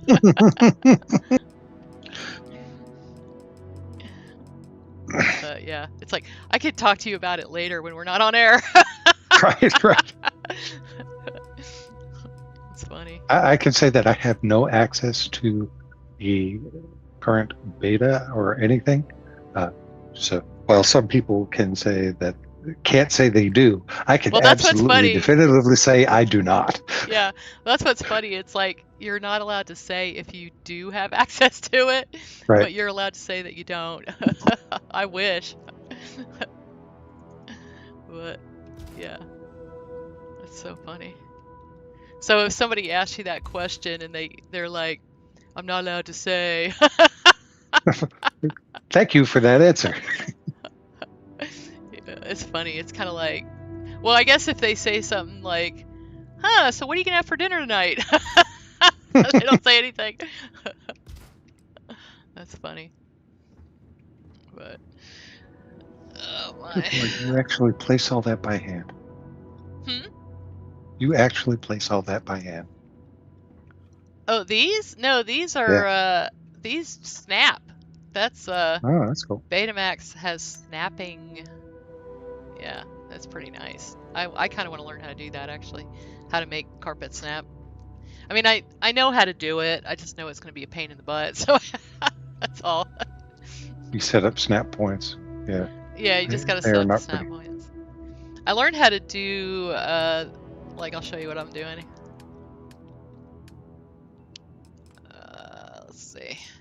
So I learned how to make This is my little bookshelf I just did. So I am this. amazed you don't run Star UI for this. Oh yeah, no, I don't for that. I was having trouble with Star UI, not the inventory part, but for the other parts. So I just got rid of it, and then I was used to not using it, so it wasn't a big deal. Right. But so I made this. This you can put books in, Oh, nice. and then this is storage. So it's Cool. double. Double purpose. Yeah. So I kind of like to build things for small ships for people that want to make small ships, because I like to make small ships. But actually, so the biggest thing that I figured out is, yeah, this is you're definitely someone I consider a mentor, so I just want to show off the stuff I did. I figured out how to make unobstructable workbenches along with Marv. He wrote the script for me. Very nice. But this is But how there's unobstructable workbench scripts in Drop Crate, and we gave you the script source for those. Yeah, I know. But oh, phew. But I figured out how to make like pretty. Well, you make much prettier things than that. I never said I could make anything pretty. but this is well, basically what I did was, so this is an activator. Very nice. So the whole thing is an activator, and then this part of it is a static, and so then you put it together in an instance pack in, basically. Nice. And like this one, the entire research bench, the entire thing is a static, and I figured out how to do the material swap to get pretty looking screens. So very nice. Yeah, but this is what's so great about it. Watch this. I did this in a little video the other day, but I'm just like so excited about it. Okay, so you like get a shelf, right? Mm-hmm. So, and I was telling, so I was watching this a YouTuber using my workbench, and they put it like this, and then they faced it towards the wall, and then they're like, it doesn't work. And I'm like, yeah. And so look, it is YouTube streamer proof. No worries. You put a 360 activation in that instead of 180 this time? Yes. Yep. So, yep. No worries. But and I was saying, it's like I need to watch people use my stuff so I can see what the problems are, so I can solve them. Solve the problem, So I'm definitely not a person who's just gonna say, well, they just don't know how to do it. It's like, no, that you're helping me. You're helping me make better mods. So that's totally my point of view. Yep. But yeah, that we just figured that out this week. I was saying that I probably woke my poor husband up because it was probably midnight, and I was like, woohoo! I figured it out. No, we did it. It was tricky. So, because at first what I was trying to do was make some kind of mat as an activator, but then if you put anything on top of the mat, it obstructed it. Right. So what I figured out is you just had to make one big fat piece of something that's not going to have anything in front of it be the activator, and then it works fine. So. Very nice. Yep. Yep. So what is next, Zee Ogre? After you work on this, do you have something else in the pipe, or? I do. The big project was always intended to be an outpost tutorial where I teach you how to build basic outposts and where to build basic outposts. Nothing as cool and as fancy as yours, and mine though is very, very, very, very functional. Yeah. It's all based on the original video that Vash Kawai made, and he explained why Bessel 3 is the best beginner starter base that you can possibly build, because you can get up and running for 950 credits. So he walks you through everything of here's where you go, here's how you find it, here's how you find a split biome. And so I made it a little easier. I've pre-targeted 29 pixel perfect outpost placements, and I walk you straight to them to place your outposts. And the first one is the tutorial of here's how you build a base and here's how you put it up. So it's assuming that you have never touched an outpost. And I think there's a large part of the Starfield community that never has. And part of the challenge is that outposts are, by definition, functioning in an area that can't build outposts if you're using a quest. Because once you're in a zone, you can't build in a cutout zone. So I had to figure out how to offset the cutout zone that I do place so I can use it as a trigger point at which to run the quest. So, yeah, I was going to show this. So shipping magnet. Okay, so it's only connecting 5 outposts with cargo links. 2.9% of players have that achievement. Yep. So almost 3%. So if you have ever, I think I've done that just in the last 2 days of, I've made, 5 outposts that are connected. So, well, if you do the quest and follow everything, you'll have that everything. achievement. You'll have that achievement. You'll end up with the gather resources ones. You'll have industrialist. 22% have done industrialist. You'll have that in the first mission. Wow. The other reason for Bessel is that it's not exciting gameplay, but it is effective gameplay. It is a zero cheat, zero abusive mechanics way to make millions of credits. So Bessel is a 53-hour or 63-hour day. Oh, so okay.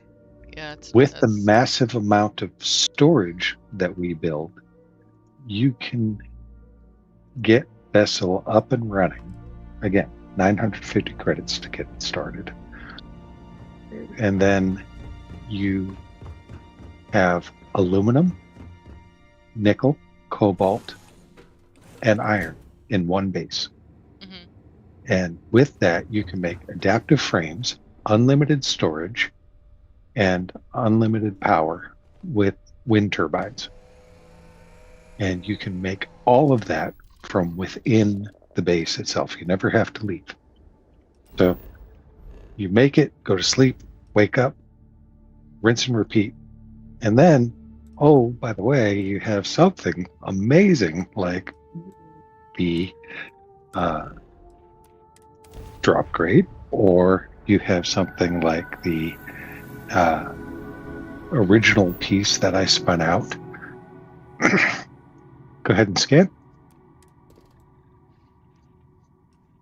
Oh, you have low-level scanning.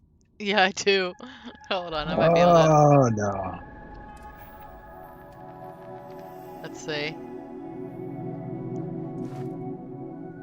Oh, no. Good. That one should get it. Yeah, this is still this is kind of a baby tune still. Oh, vessel 3B. My bad. 3B, okay. What's funny is I'm not a big fan of Vessel 3B. I know it's supposed to be so great, but it's funny. Alright, It is an ugly, ugly world. I actually have it up and running right now.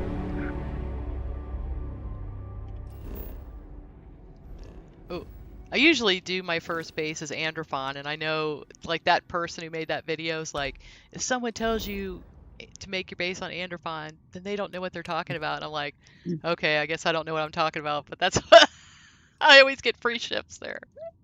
Okay. He is not wrong.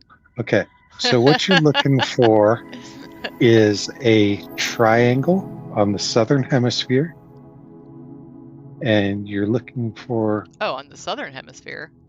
yeah. It looks a little like Australia. Yeah.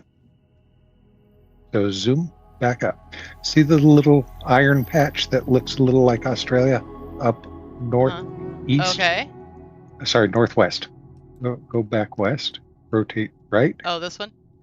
Okay. So you have our Australia, and then you have India, and then you have 3 dots up to the left a little bit. Move your mouse up, up, up, up, up, up, up. Stop. Okay. So as you hover for landing zones, right or below those 3 dots, you're going to see a spot where it turns from rocky plains to mountains. Sorry, rocky desert to mountains to hills. And you want to land in the mountains that are right next to all 3 of those. So you want it, so you're moving just a little bit, and you're going hills, mountains, and it's rocky desert. So back up 1. And there. Right here? Yeah.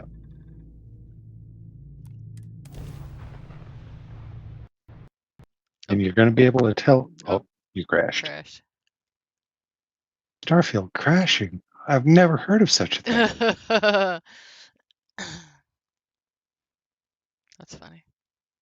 That's fine. I haven't crashed. I made that whole base and didn't crash. So. Here, I can share mine for a second if you want. Oh, okay. Yeah, that works. Hold on.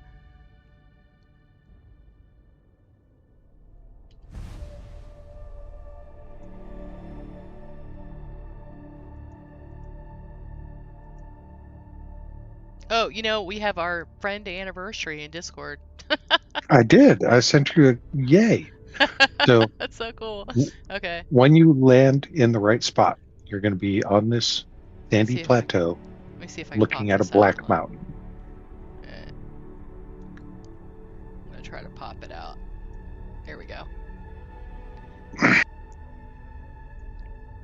So while everything is procedurally generated and everything has a degree of randomization, if you find the right spot, you're always going to get this feature. You're going to have different POIs around it. Sometimes you get lucky and you get a human settlement. Sometimes you don't. Sometimes you get a place with a trader. Sometimes you don't. But you don't need any of that. The randomization still works. But the important part is the resources that you will get are always in the exact same spot if you land in the right spot. Mm-hmm. So I'm going to go ahead and exit. So I make the assumption that you haven't built anything, but if you need the vehicle,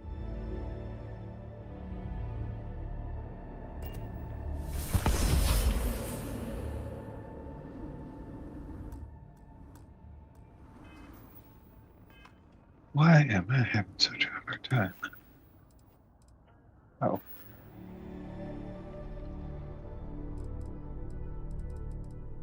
This is the cheat slate in action.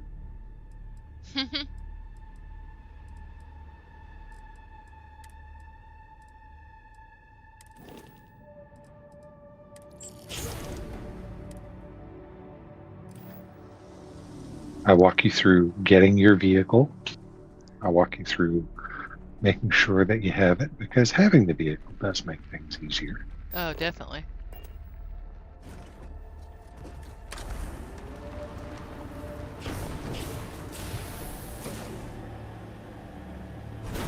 So the base of this mountain is a tri-biome. You can kind of see it in the air because you can see how we're hills, we're sandy desert.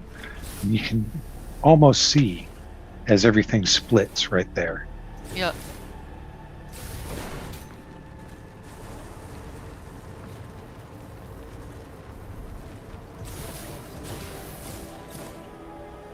So when you have ZeeOgre installed or AIO tweaks, you have a 250 meter radius, and you get not quite pixel perfect because you have a little more slop you can do it with.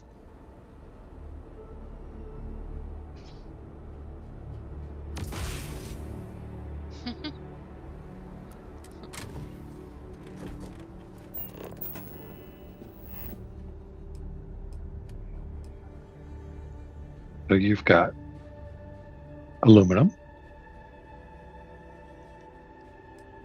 cobalt,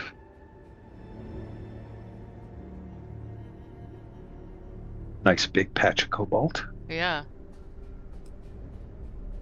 Nickel, right next to the cobalt. And nickel is, of course, a low radius, so you can get lots and lots of nickel out of there. And you're even on the 150 meter, not cheating. You're going to get that whole nickel deposit. Oh yeah. And then you've got a giant iron deposit.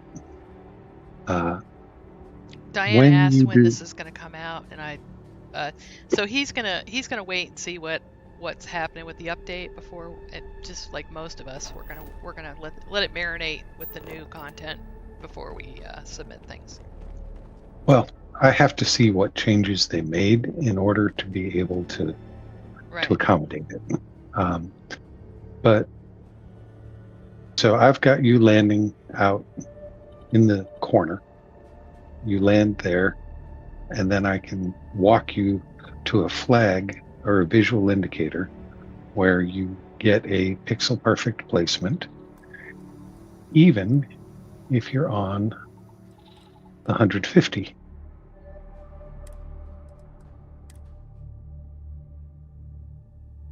So we do the 150, which is assuming no mods, and I'll be writing it to have both variants of it.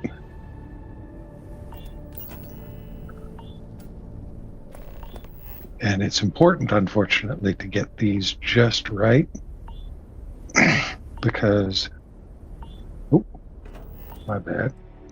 What, the 150 pixel perfect.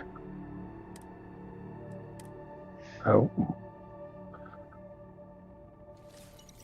my bad. Someone was asking, is this going to come with that outpost marker? No, I think you have to put the outpost marker down, don't you? You do have to put it down.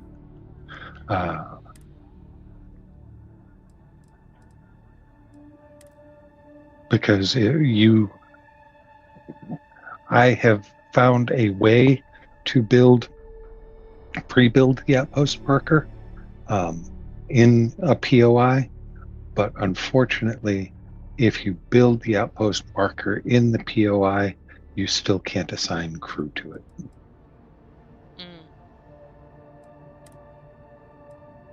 I'm going to disable enhanced outposts.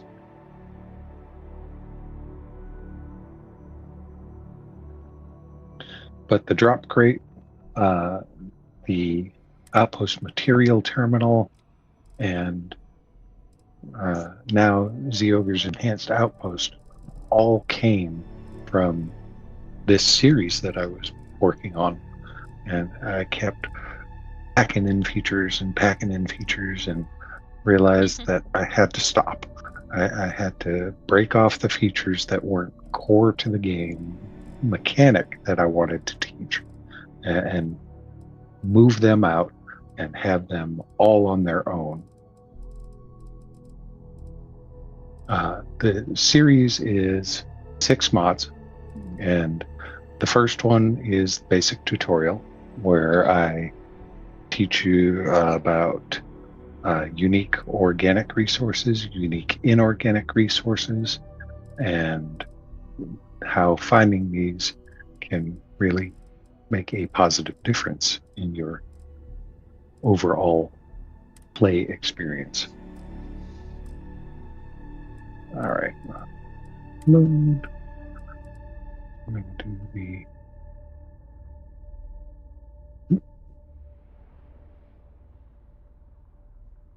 Oh, we just lost Starfield. Oh. Hold on a second. Oh, it says your stream ended. No, my Starfield ended. Oh, and I was okay. streaming the Starfield window. Right. So what you can do, okay. So what you can do, hold on, is change your stream. If you change your stream to at the bottom, you see the camera and then a little monitor. You can change your stream, and if you click on that and do the entire screen, then it doesn't matter if the game ends. So that's how I usually do it. Okay.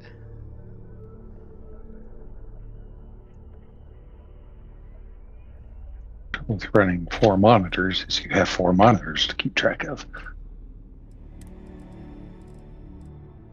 All right. 150 pixel perfect robots.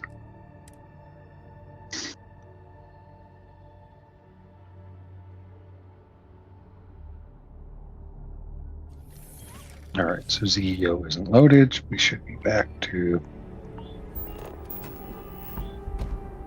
factors.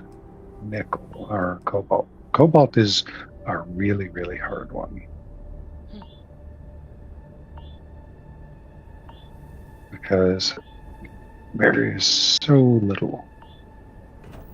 I must have. I do still have. It didn't save it.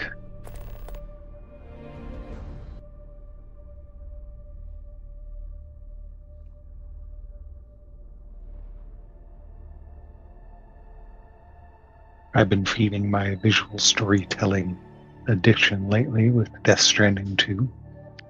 Oh, so tool time. This one will be This one will be achievement friendly. So yes. This will the whole series be achievement friendly? It will. Okay.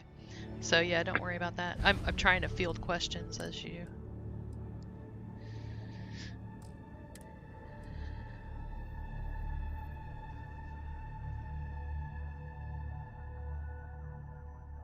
Oh. Joker, I love Starfield. I'm not leaving anytime soon. I'm a mod author for Starfield too, so I'm pretty committed to it. I had someone thanking me for streaming Starfield. Well, we definitely appreciate you.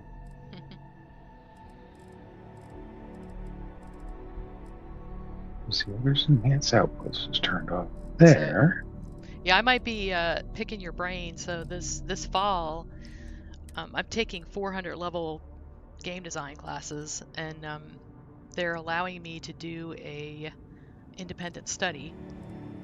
And I have kind of a bigger mod in mind, but I'm gonna have to learn how to do a lot of things for this. I'm taking Java in the morning, and then in the afternoon going right to that independent study. So it's gonna be pretty fun.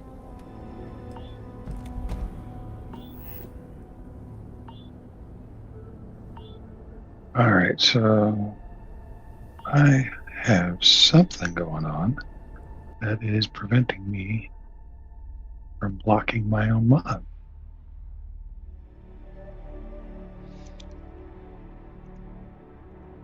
So you get to see some of my other tools that I dog food.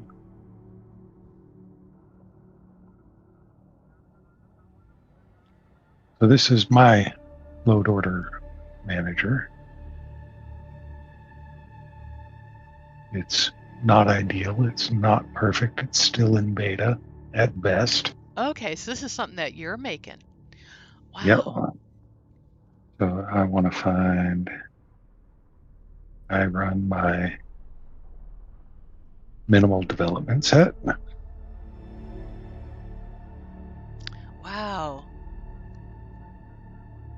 Okay, I want this. So you're able to like just pick the load order you want for like testing or playing. Holy crap. I want that. Wow. Yeah, I've just been thinking how to do that. All right. Nope. Put it where it's supposed to go. And then this is your diff view to see what changed. The problem is that every time the game loads, it nukes all your comments. So what I did is I abused the comment system to make a portable plugins.txt. So all of these are the categories and the breakdowns that you saw, so that you can say, oh, well, I want to work on the in development stuff, or I want to move these high priority overrides back above the shipbuilding stuff. So it lets you move whole batches of things at once. Oh, nice. And then it has the Bethesda link for the Bethesda page or the Nexus page if I know about it. So go straight to the page.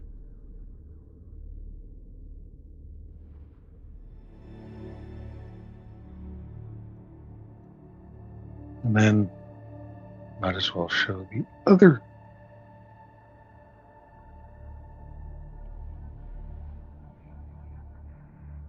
Have you messed around with the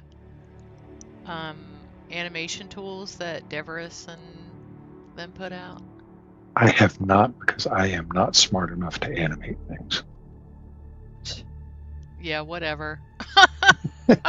No, I have like zero artistic capabilities. Okay. I do what I can do, and I don't do what I can't do. You've seen my easy button, my easy repair button? Yeah. Yeah, that's the extent of everything I can do in Blender. Okay. Your easy button. So tool time, yeah, this is a work in progress, but it's kind of like, I'd say if Bethesda hadn't dropped new content, it would have probably been, close to being out. It's just a matter of, we got to wait and see what's going to happen with the new content, and see if it's going to break anything, or you want to incorporate it. You don't want it to not have the new stuff. So I think if you've noticed, there's not been a lot of new mods coming out, and that's why we're all kind of waiting to see, because you don't want to put it out and then something that you really want to add is in there, so the 6 mods are there in their prototype stage. Part 1 leveling is the closest to being done. Oh wow. And then so the other author that I liked his work was Matt Guyver. Oh, yeah. Those are the posters that I put into the game. I have a deal, and I give him half the revenue on the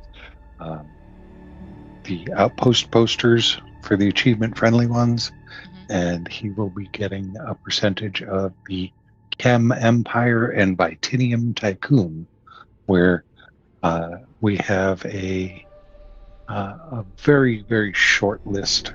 It's about 6 bases, and Vitinium is 7 bases that do the complete Vitinium Wow. fuel rod chain, and then Chem Empire does the complete every single thing that you can craft at the either food or chem bench, and those are all laid out, and he has that in the poster.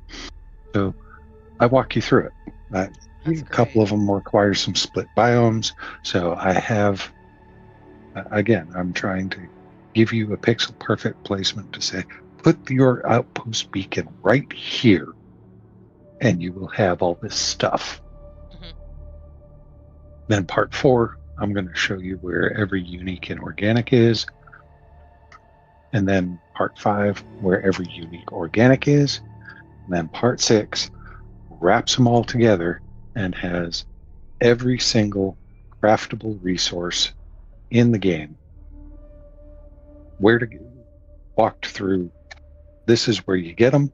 This is the split biome that's optimal to do on the planet, so you get some other useful stuff.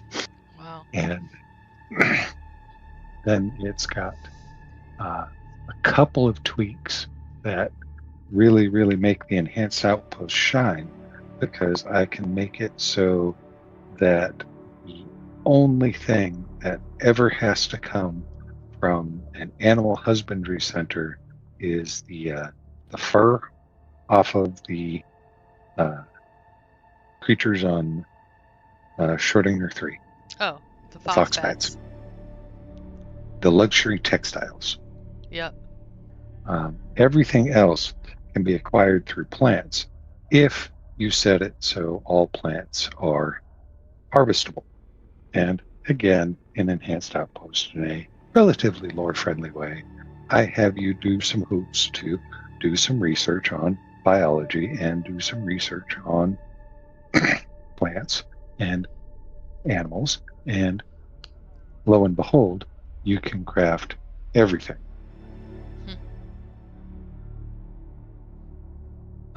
Let's see. Let's do detail on that. Focus. So, as mod authors, we have a lot of things that we do on a regular basis that we do outside of the creation kit, just because we have to. So what I've been working on is making it so you can use a GitHub repository to store various versions and various works in progress of your mods. Oh, nice. So like a level, I'm sorry, like a version control kind of? Mm-hmm. Oh, nice. Because you Oh, can't gosh. do internal version control very easily. Mhm. But I've controlled the whole Git, so it pushes it, pulls it, syncs it, and has each of the various stages that you define. But my gather dependencies part is kind of the part that I've been working on the most and is closest to completion. So these are all the map files and all the NIF files and all the scripts. Holy cow. And everything that you touched as part of it. I ended up writing this piece because the CK that they gave us broke the capability of being able to grab the files on anything larger than a medium. Mhm. So I couldn't gather the files anymore. It was also always incomplete. It didn't get things like your scripts, all the scripts necessarily, if it was an embedded script. So like Drop Crate has scripts that depend on other scripts. It can't read the dependency, so you can't always get the dependency piece. It can't always get the planet file that you need when you place an overlay, a fixed overlay on a planet. So I went about correcting that. But in the process, I made a lot of noisy portion because I picked up everything. Everything that the game touches in any way, the mod touches, even if it's part of the base game or part of a parent mod. So I keep track of that. And then I have various weird errors that show up just because of how it is. I make the assumption it's an error and I'm telling you about it. It's like, hey, I made a lot of noise. I don't like this, but you might just want to consider that these could be part of it. But for the most part, it does a really good job. Stuff in green is right. Stuff in orange is almost never useful. I do have yellowish, I think, on a couple of those that are maybes. But the whole point of this is the buttons that don't work yet. Generate icons, do a backup. And when we do the backup, some folks who are out there may have seen my archive manager script. This is the latest iteration of it, where it takes the ESP, scans it, makes a backup, makes the Xbox archive, makes the Windows archive, and very, very soon we'll make the PS5 archive should that be necessary. So we find the dependencies, we copy them over. We've already done the archives, so at this point, the BA2s are created and good and ready to go. Right now, it's just copying all of the files that were discovered, including your, very importantly, your source files. So your PSC files, which are your script source files, don't normally get picked up by anything, any process. So we want to make sure that every file that you touched in the game folder is discovered, found, and brought over. And that's what it produces. We got our main, our textures, the ESP, the ESM, and then the ACK list. We've got all our geometries, all our meshes. Oh, that was the other part. It doesn't find the built-in one, doesn't necessarily find these meshes for you. So you ended up having to manually add them. Your terrain BTD files are the ones that you need for your unique POIs. And then your original icons are TIFF files, which can't be added to BA2s. Right, they have to be DDs. Right. Yep, so I gather all of those as well to make sure that we got them. And then I keep the Xbox assets and the PC assets separate. And then we make a dated zip file. So you have all your stuff at that point in time. And as you see, they're not small. That's a 500 meg file. Will they gather up the scripts and stuff for you too then, I guess? So this loose files, that is everything that was under scripts. So script, source, everything that got touched. Okay, that's cool. Yeah, so it just looks for everything that you touched, basically. I got you. Yeah, that's nice. So do you can you run like the new drop rate? Can we see what it looks like and stuff? Yes. Well, it looks exactly the same. Oh, okay. But that's okay. Because Tank Girl did an amazing job on that interior, and I really can't improve on that much. Because, again, not my wheelhouse. I am not an artist.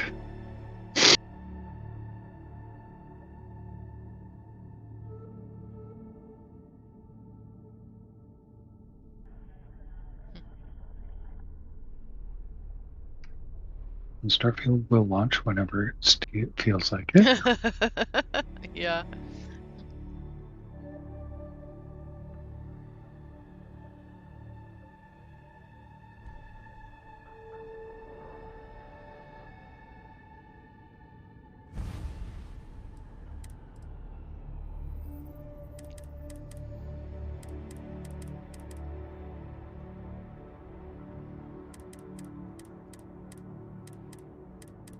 So for testing, I have my set of saves. And you can name your save anything you want. I didn't know that you could do that. Yep, because all you do is go out to the save game folder and you just rename the save. Just rename it. That's great. And that way I have all my characters and all the things in a place Plain where there Jane. are. Oh yeah, Plain Jane. Plain Jane, as you see, is level 455. Yeah, that's funny. Yeah, my level 400 character, well, almost 500, was getting a little that I could barely play that game. It kept crashing so much, so I just started over. It's So rough not having a level 400 tune though. It's kind of nice to have one. Well, what you do is you dip through Unity and you unload everything. Do an absolutely clean mod list. Mm-hmm. Dip through Unity, and that becomes your new basis save. That is cleaning out everything from your mod. That way you can see. Yeah, I need to start doing that. That's a good idea. So, especially for testing, as we have to test, being able to place a set of known good start conditions makes it so that we can have our stuff where we want it. And did it crash? No, I closed it because it did something. It somehow loaded.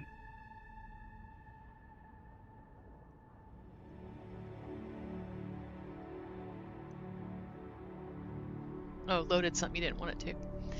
It loaded the enhanced outpost, and it wasn't supposed to. Oh. Oh, I know why it loaded the enhanced outposts. Because I have that as a dependency on my cheat slate.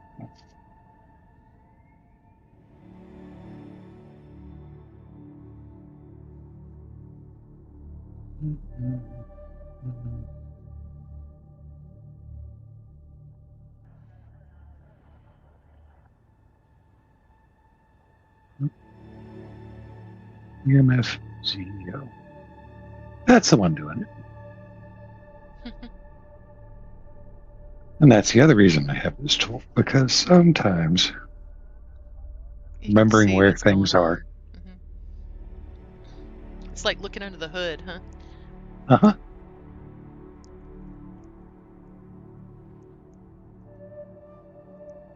So JMPZ11 does all sorts of crazy, unique, awesome stuff.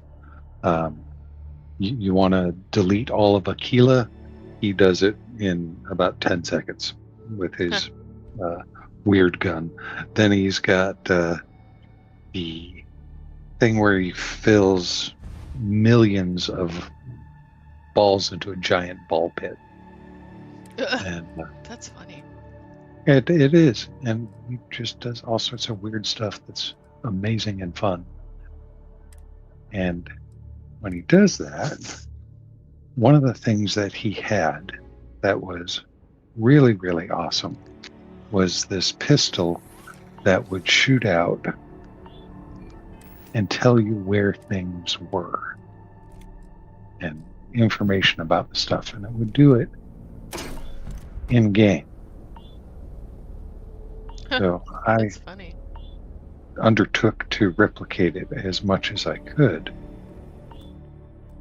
But mine doesn't work perfectly. That's funny.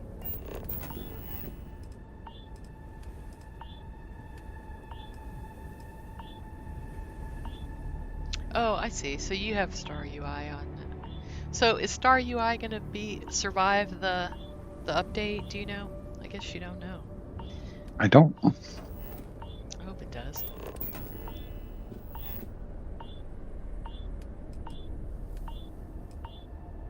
All right. So Cobalt on Vessel is why we have to get pixel perfect. Because without pixel perfect, you can't put 3 Yeah, trying to extractors. put 3. And if you do pixel perfect, you can get 3 extractors here. You can get 5 irons and 8 aluminums. Wow.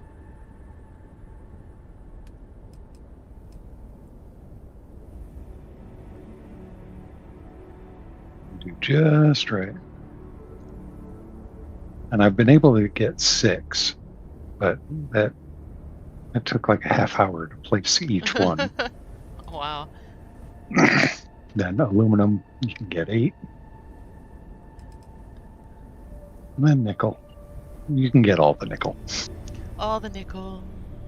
All the nickel. And the reason we do this is your aluminum and iron let you make adaptive frames. Right. And adaptive frames are basically all you need to build unlimited storage. Cobalt and nickel are what you need to make isocentered magnets. Right. And isocentered magnets are what you need to make You need comm relays. there. No, to make wind turbines. Oh, wind turbines. Okay. Well, you do need the magnets to make that, because I know that because I need it for to make stuff for Xenomaster. Yep. So I end up putting lots and lots and lots and lots and lots of wind turbines all around the edges. And as I do the tutorial, I have you make the wind turbines, make the appropriate number of wind turbines. You start off making the basic extractors. You can do this at level 1 as soon as you've talked to the folks in the lodge. Mm-hmm. You have to go talk to the folks in the lodge. I make it a requirement to unlock that MQ-101, the main quest, and talk to Sarah, and you have your free play capability. You don't need another ship yet. You don't need anything else. And you don't need any skills. You don't need anything in order to build on Vessel.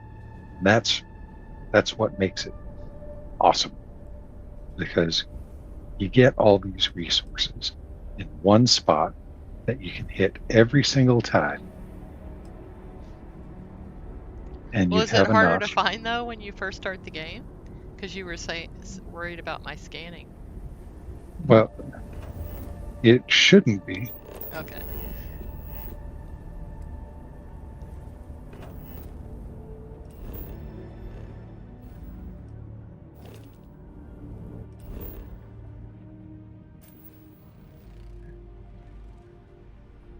So you have Australia, you have India, then you have our spot right above it where I showed you. Yeah. Now, obviously, at level 492, I don't have to run the Frontier. I'm in the Starborn Guardian. Right. And there's the Black Mountain that when you hit the right mountains biome will always be right here. So land on the mountains. Land on the mountains, And as you look forward, look for that black mountain.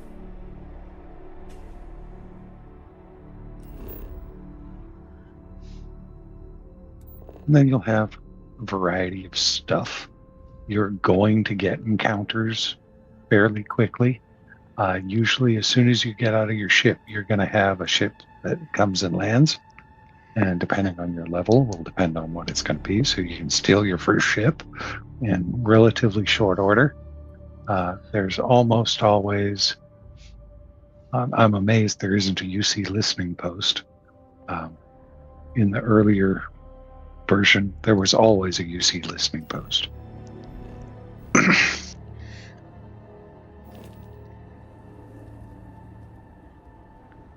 But that's where we start. We start on Vessel.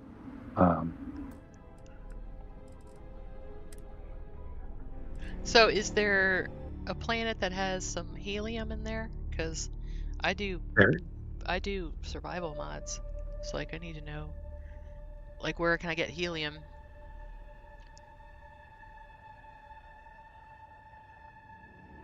A long time ago, I published the Starfield Resource Overview of Systems, Oh, nice. which was an awesome resource to show you every outpost resource, every planet, and made it all sortable.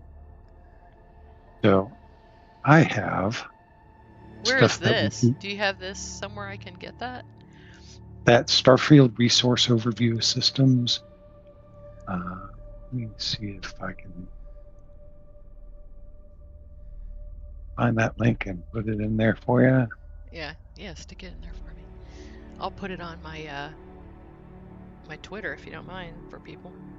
By all means, I will locate that original link because this one has a lot more in it. So these are the first 6 systems that I will take you through. Okay, Vessel. Oh yeah, Carinae. You get the Rothosite. Is that what you're Yep. getting there? Yeah. I've got 2 actually. I've got Rothosite there on Carinae, and I've got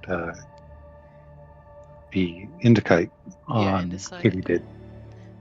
Now, if what are you you've getting got on the jump, Samadhi? Samadhi, I use Hypercatalyst. Gotcha. Yep. And what else does Samadhi have? Oh, the tetrafluorides. Yeah.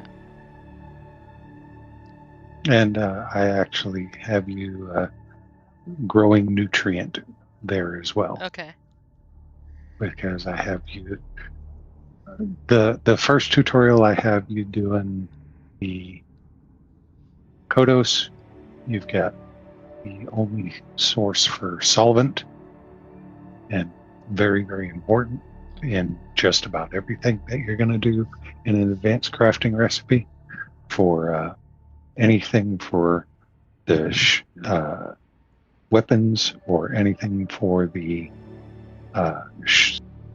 suit builder, you're almost always going to need solvent. So unlimited solvent. And these are just everything that's available on the planet. And then yeah, I'm pretty excited about that whole. I guess your mod might go really well with that new compendium system that Bethesda's putting in there. I hope, and that's where I want to start from. The All Chems has you out on 5 planets to get every single organic. You can do everything in 4 systems and 7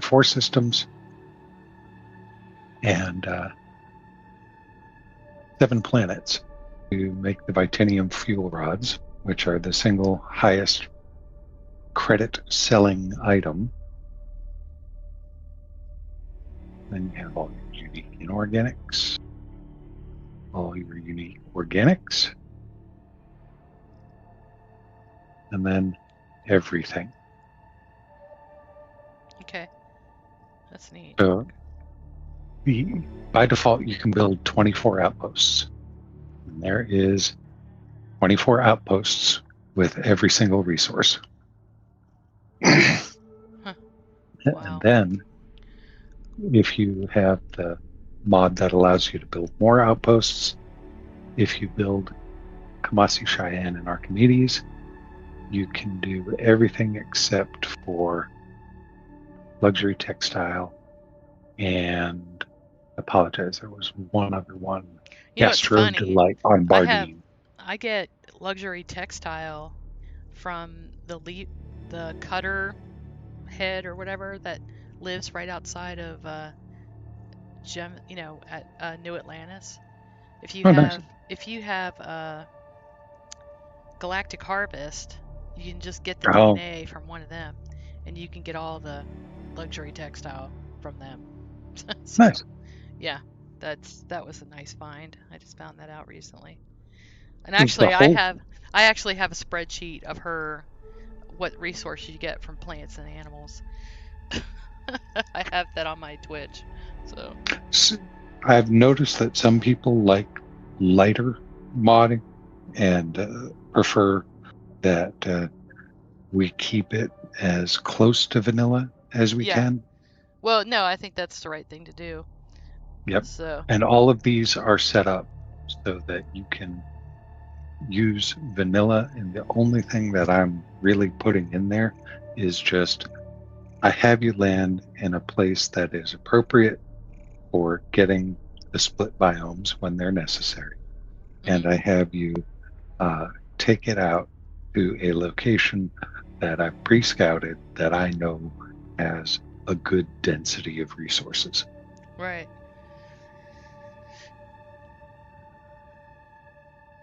And I have it so you build your resource outpost crafting all up and you have what you need. When I So are do, you going to be able to? Are you going to put these all out at one time, or are you going to put them I'm out going one to at a time? release the tutorial first Mm-hmm. uh, because that one has nine. No, that one had 1,500 lines of dialogue, Wow. and uh, even ZEO has a total of about 600. But by taking ZEO out, I've got a bit less stuff there. Mm-hmm. Uh, but it's still a lot of in-game dialogue where the NPC is interacting with you directly, saying, "Okay, do this here, do this now." Androphan's a joke. Don't go there. I do have a dig at Androphon. Yeah, I'll still go there. I still like Yep. it. But again, once you get used to the plan is that I show you where all these things are so that you can either keep the mod running in the future Mm-hmm. or that you, if you don't want to use the mod, that you have the tools at your hand for finding these split biomes, that you can see it on the map and understand, okay, this is the spot that I need to find, and this is what I'm looking for, and this is how I really, really optimize what I'm going to get out of my outpost. And I don't think that's going to change in free Yeah. lanes. I don't think some of the mechanics that I have to do, and hopefully none of the randomization comes in, so that I need to make sure that I hit Bessel every time in the right spot and I get the same stuff Mm-hmm. in the same location so that I can actually do the tutorial. Right. Otherwise it could break the whole thing. Now, what about have you noticed any issues with like if somebody goes there, they run into another quest? Okay, so No, it's not one that's gonna trigger, you know, like what do you call it? What's that quest that's so annoying? That really mean guy. The really mean guy that was like he was like scamming everyone. You know what I mean? Alvin Oh, Lopez, that Albin one. Lopez. Yeah. So Let me go find Australia.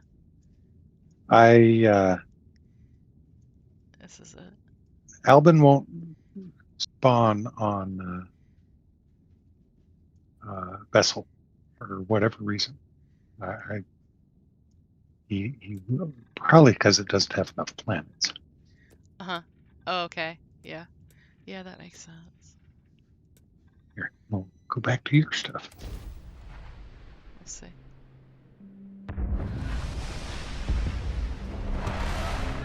Oh, no, I didn't get it. Hold on. Oh, I don't see your stream. Are you Hold streaming? on. Right? Yeah. Okay. Hold on. Sure.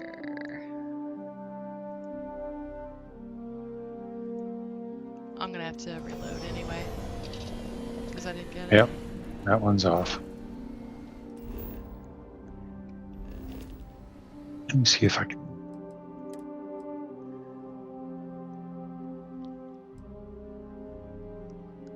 Oh, I hate using an autosave. That's okay.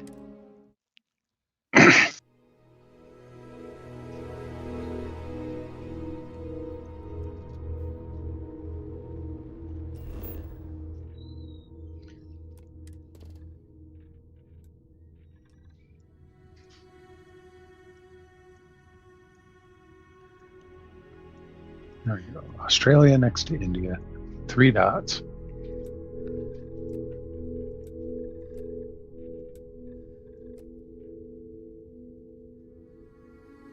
Make sure you're hitting hills a little bit to the south.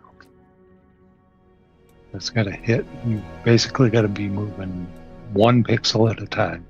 Get mountains, rocky desert, and hills. Maybe a little further south.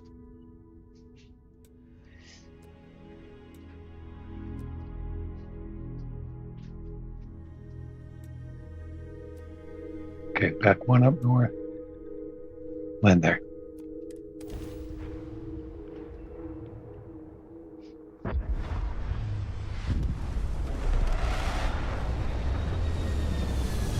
Looks like you got it. Nice.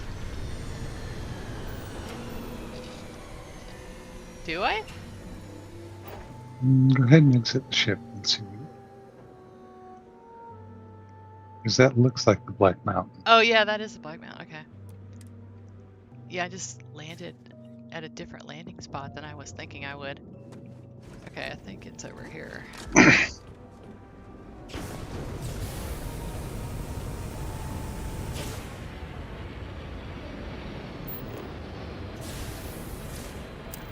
There's some iron. Yeah, you can see there's the. And then go to those little mushroom pods to the right. Yeah.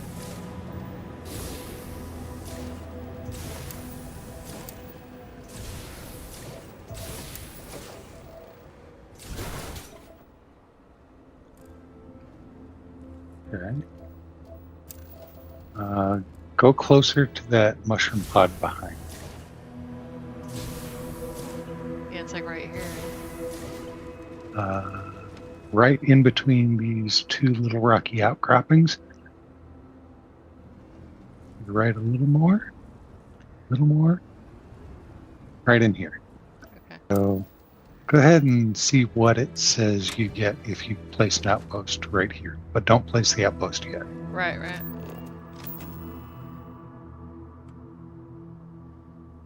Cool. Move to the right a little more. See if it hits cobalt.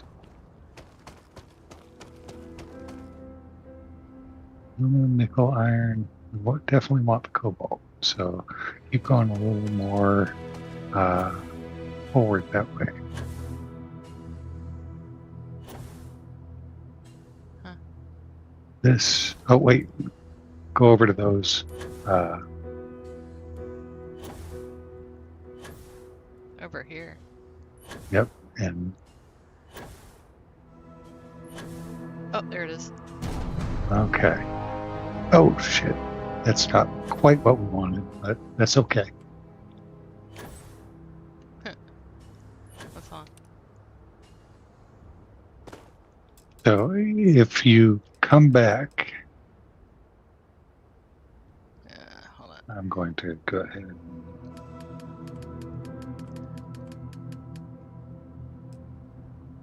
load my I lost replay. the iron. Yep.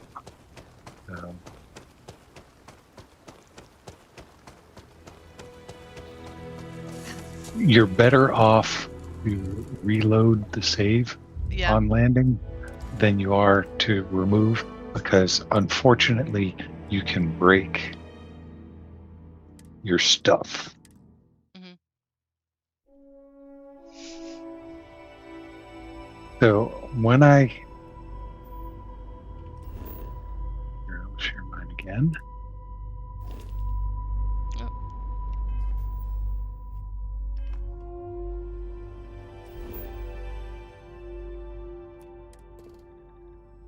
So I use these little mushroom things as my marker.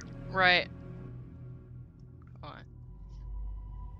I don't think I got it exactly. I think that was the problem. No, I think you did. I think you Did? actually did. Alright, hills. Seem like...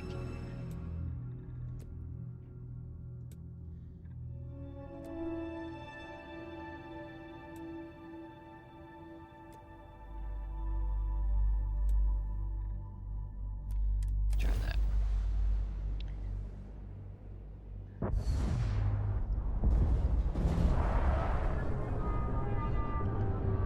Oh yeah, that one's on point.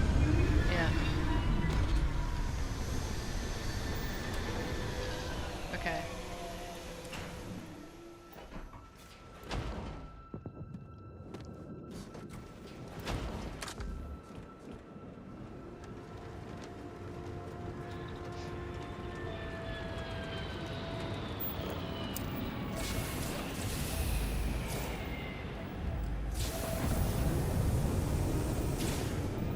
What are they doing? We're trying to hit we're hitting the 3 biome, the tri-biome, Tennessee. So, Zee Ogre is making a tutorial. Let's see. Go down to that mushroom pod right to your right. Right. And there's that. We have, nope, back to the left.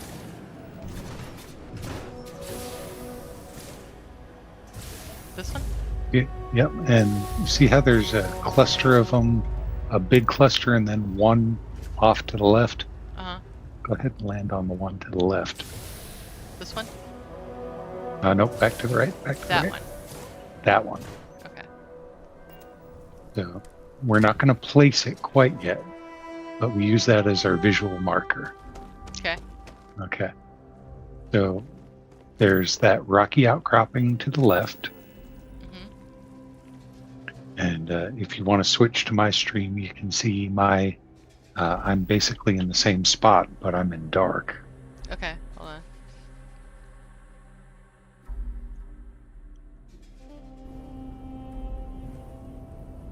So what I always look for is this patch of ground with in between these 3 rocky formations. It's not letting me watch You have stream. rock.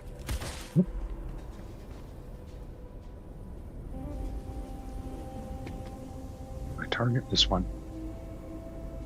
Rock. Oh, it's popped out. Hold on. Oh, where it went. Oh, here we go. Okay. So we land on the mushrooms. Mm-hmm. And we're looking for that rock, that rock, that rock. Okay. And then I usually look for a little iron red spot on the ground. And when you have a nice bright light, it's a lot easier to see. But Okay. you'll see I've got all of them right here in this spot. Iron, Alright. cobalt, nickel, aluminum, and water. Alright, let's see. Let's see if the peon can do it here. And usually I come out a little bit just so I make that rock disappear. We got some little white markers on the ground. Oh, hold on. I'm going to come back and look at you. Okay. So I'm looking back up at the place I jumped off of, in between the two rocks I just shot. And I'm trying to find a little red spot on the ground.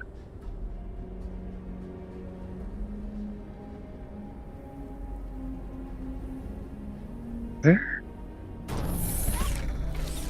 Alright, let's see.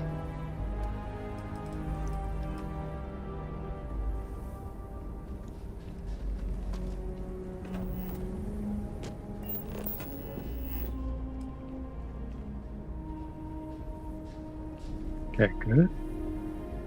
About actually where your ship is, where your car is. Oh, okay. Is about where you want to be. Okay. So start placing the outpost. That's weird. It's like yours is way different than mine.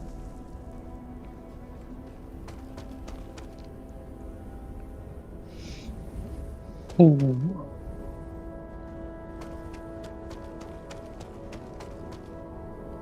It's weird. I'm expecting it to be the same, but Go back into scanner mode. Let's take a look and see. Just pull up scanner and we'll see. No, in your oh, okay. let's see what we can see. Can we see the cobalt, the nickel deposit right there in the mountain? It doesn't. Is this I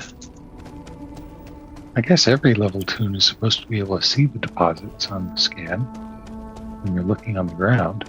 Yeah, I know. I don't really see them sometimes. It's unless I'm like really on top of them. Yeah, see, I should have a big cobalt thing here, right? Yeah. See a nickel covering the face of the mountain.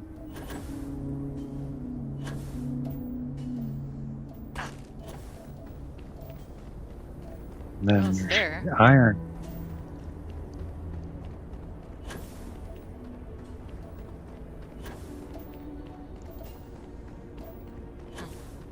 Well, there's the cobalt. But you don't have nickel right here. So that is still weird.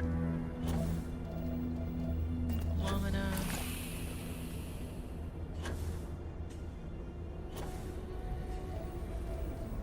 How far is your ship? Right there.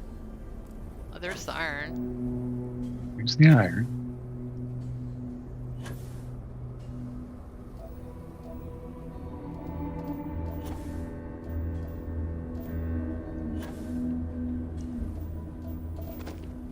It's so weird that you don't have nickel.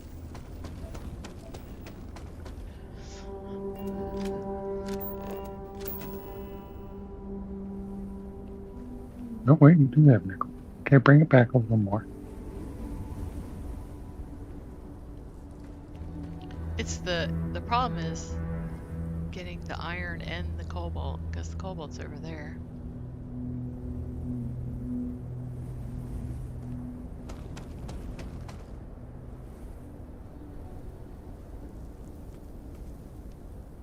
So go up the face of the mountain a little bit here.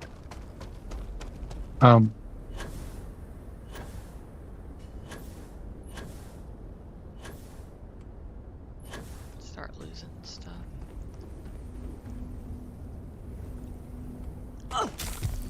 This does look like the same place. That's what's weird. Really does.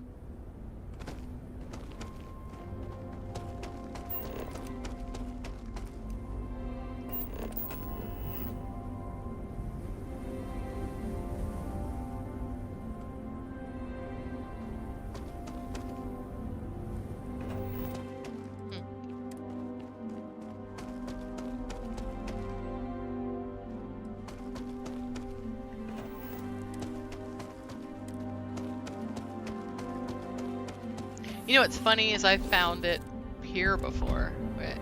Oh. Let's see.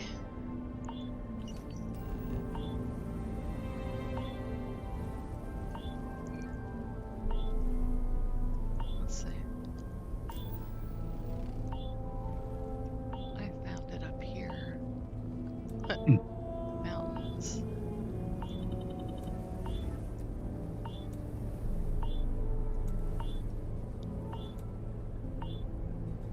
It's like right in there or something. I found it up here before. That's why I was wondering. I watched another video of a guy telling me to do it that way. But, well, unfortunately, I have got to go. Okay. My daughter is in town. But, Well, I well, now, I appreciate guess. you having me on. Oh, no, I appreciate it too. Hey, when you have it all together and you're ready to go, definitely come back and, or if you need a tester, I'm happy to test. Well, I will be enlisting aid relatively soon. ZEO is almost done. I have the last quest where I have you claiming the hangar, and that one, get a place to run these drop ships out of, and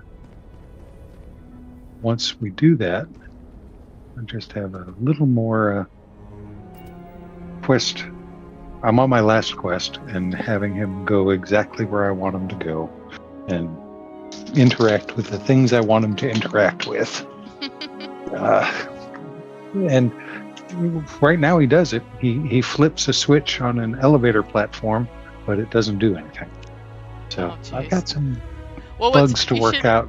You should have seen me. I put a animation in front of a fireplace and sat there for a half an hour trying to get Sarah to use it.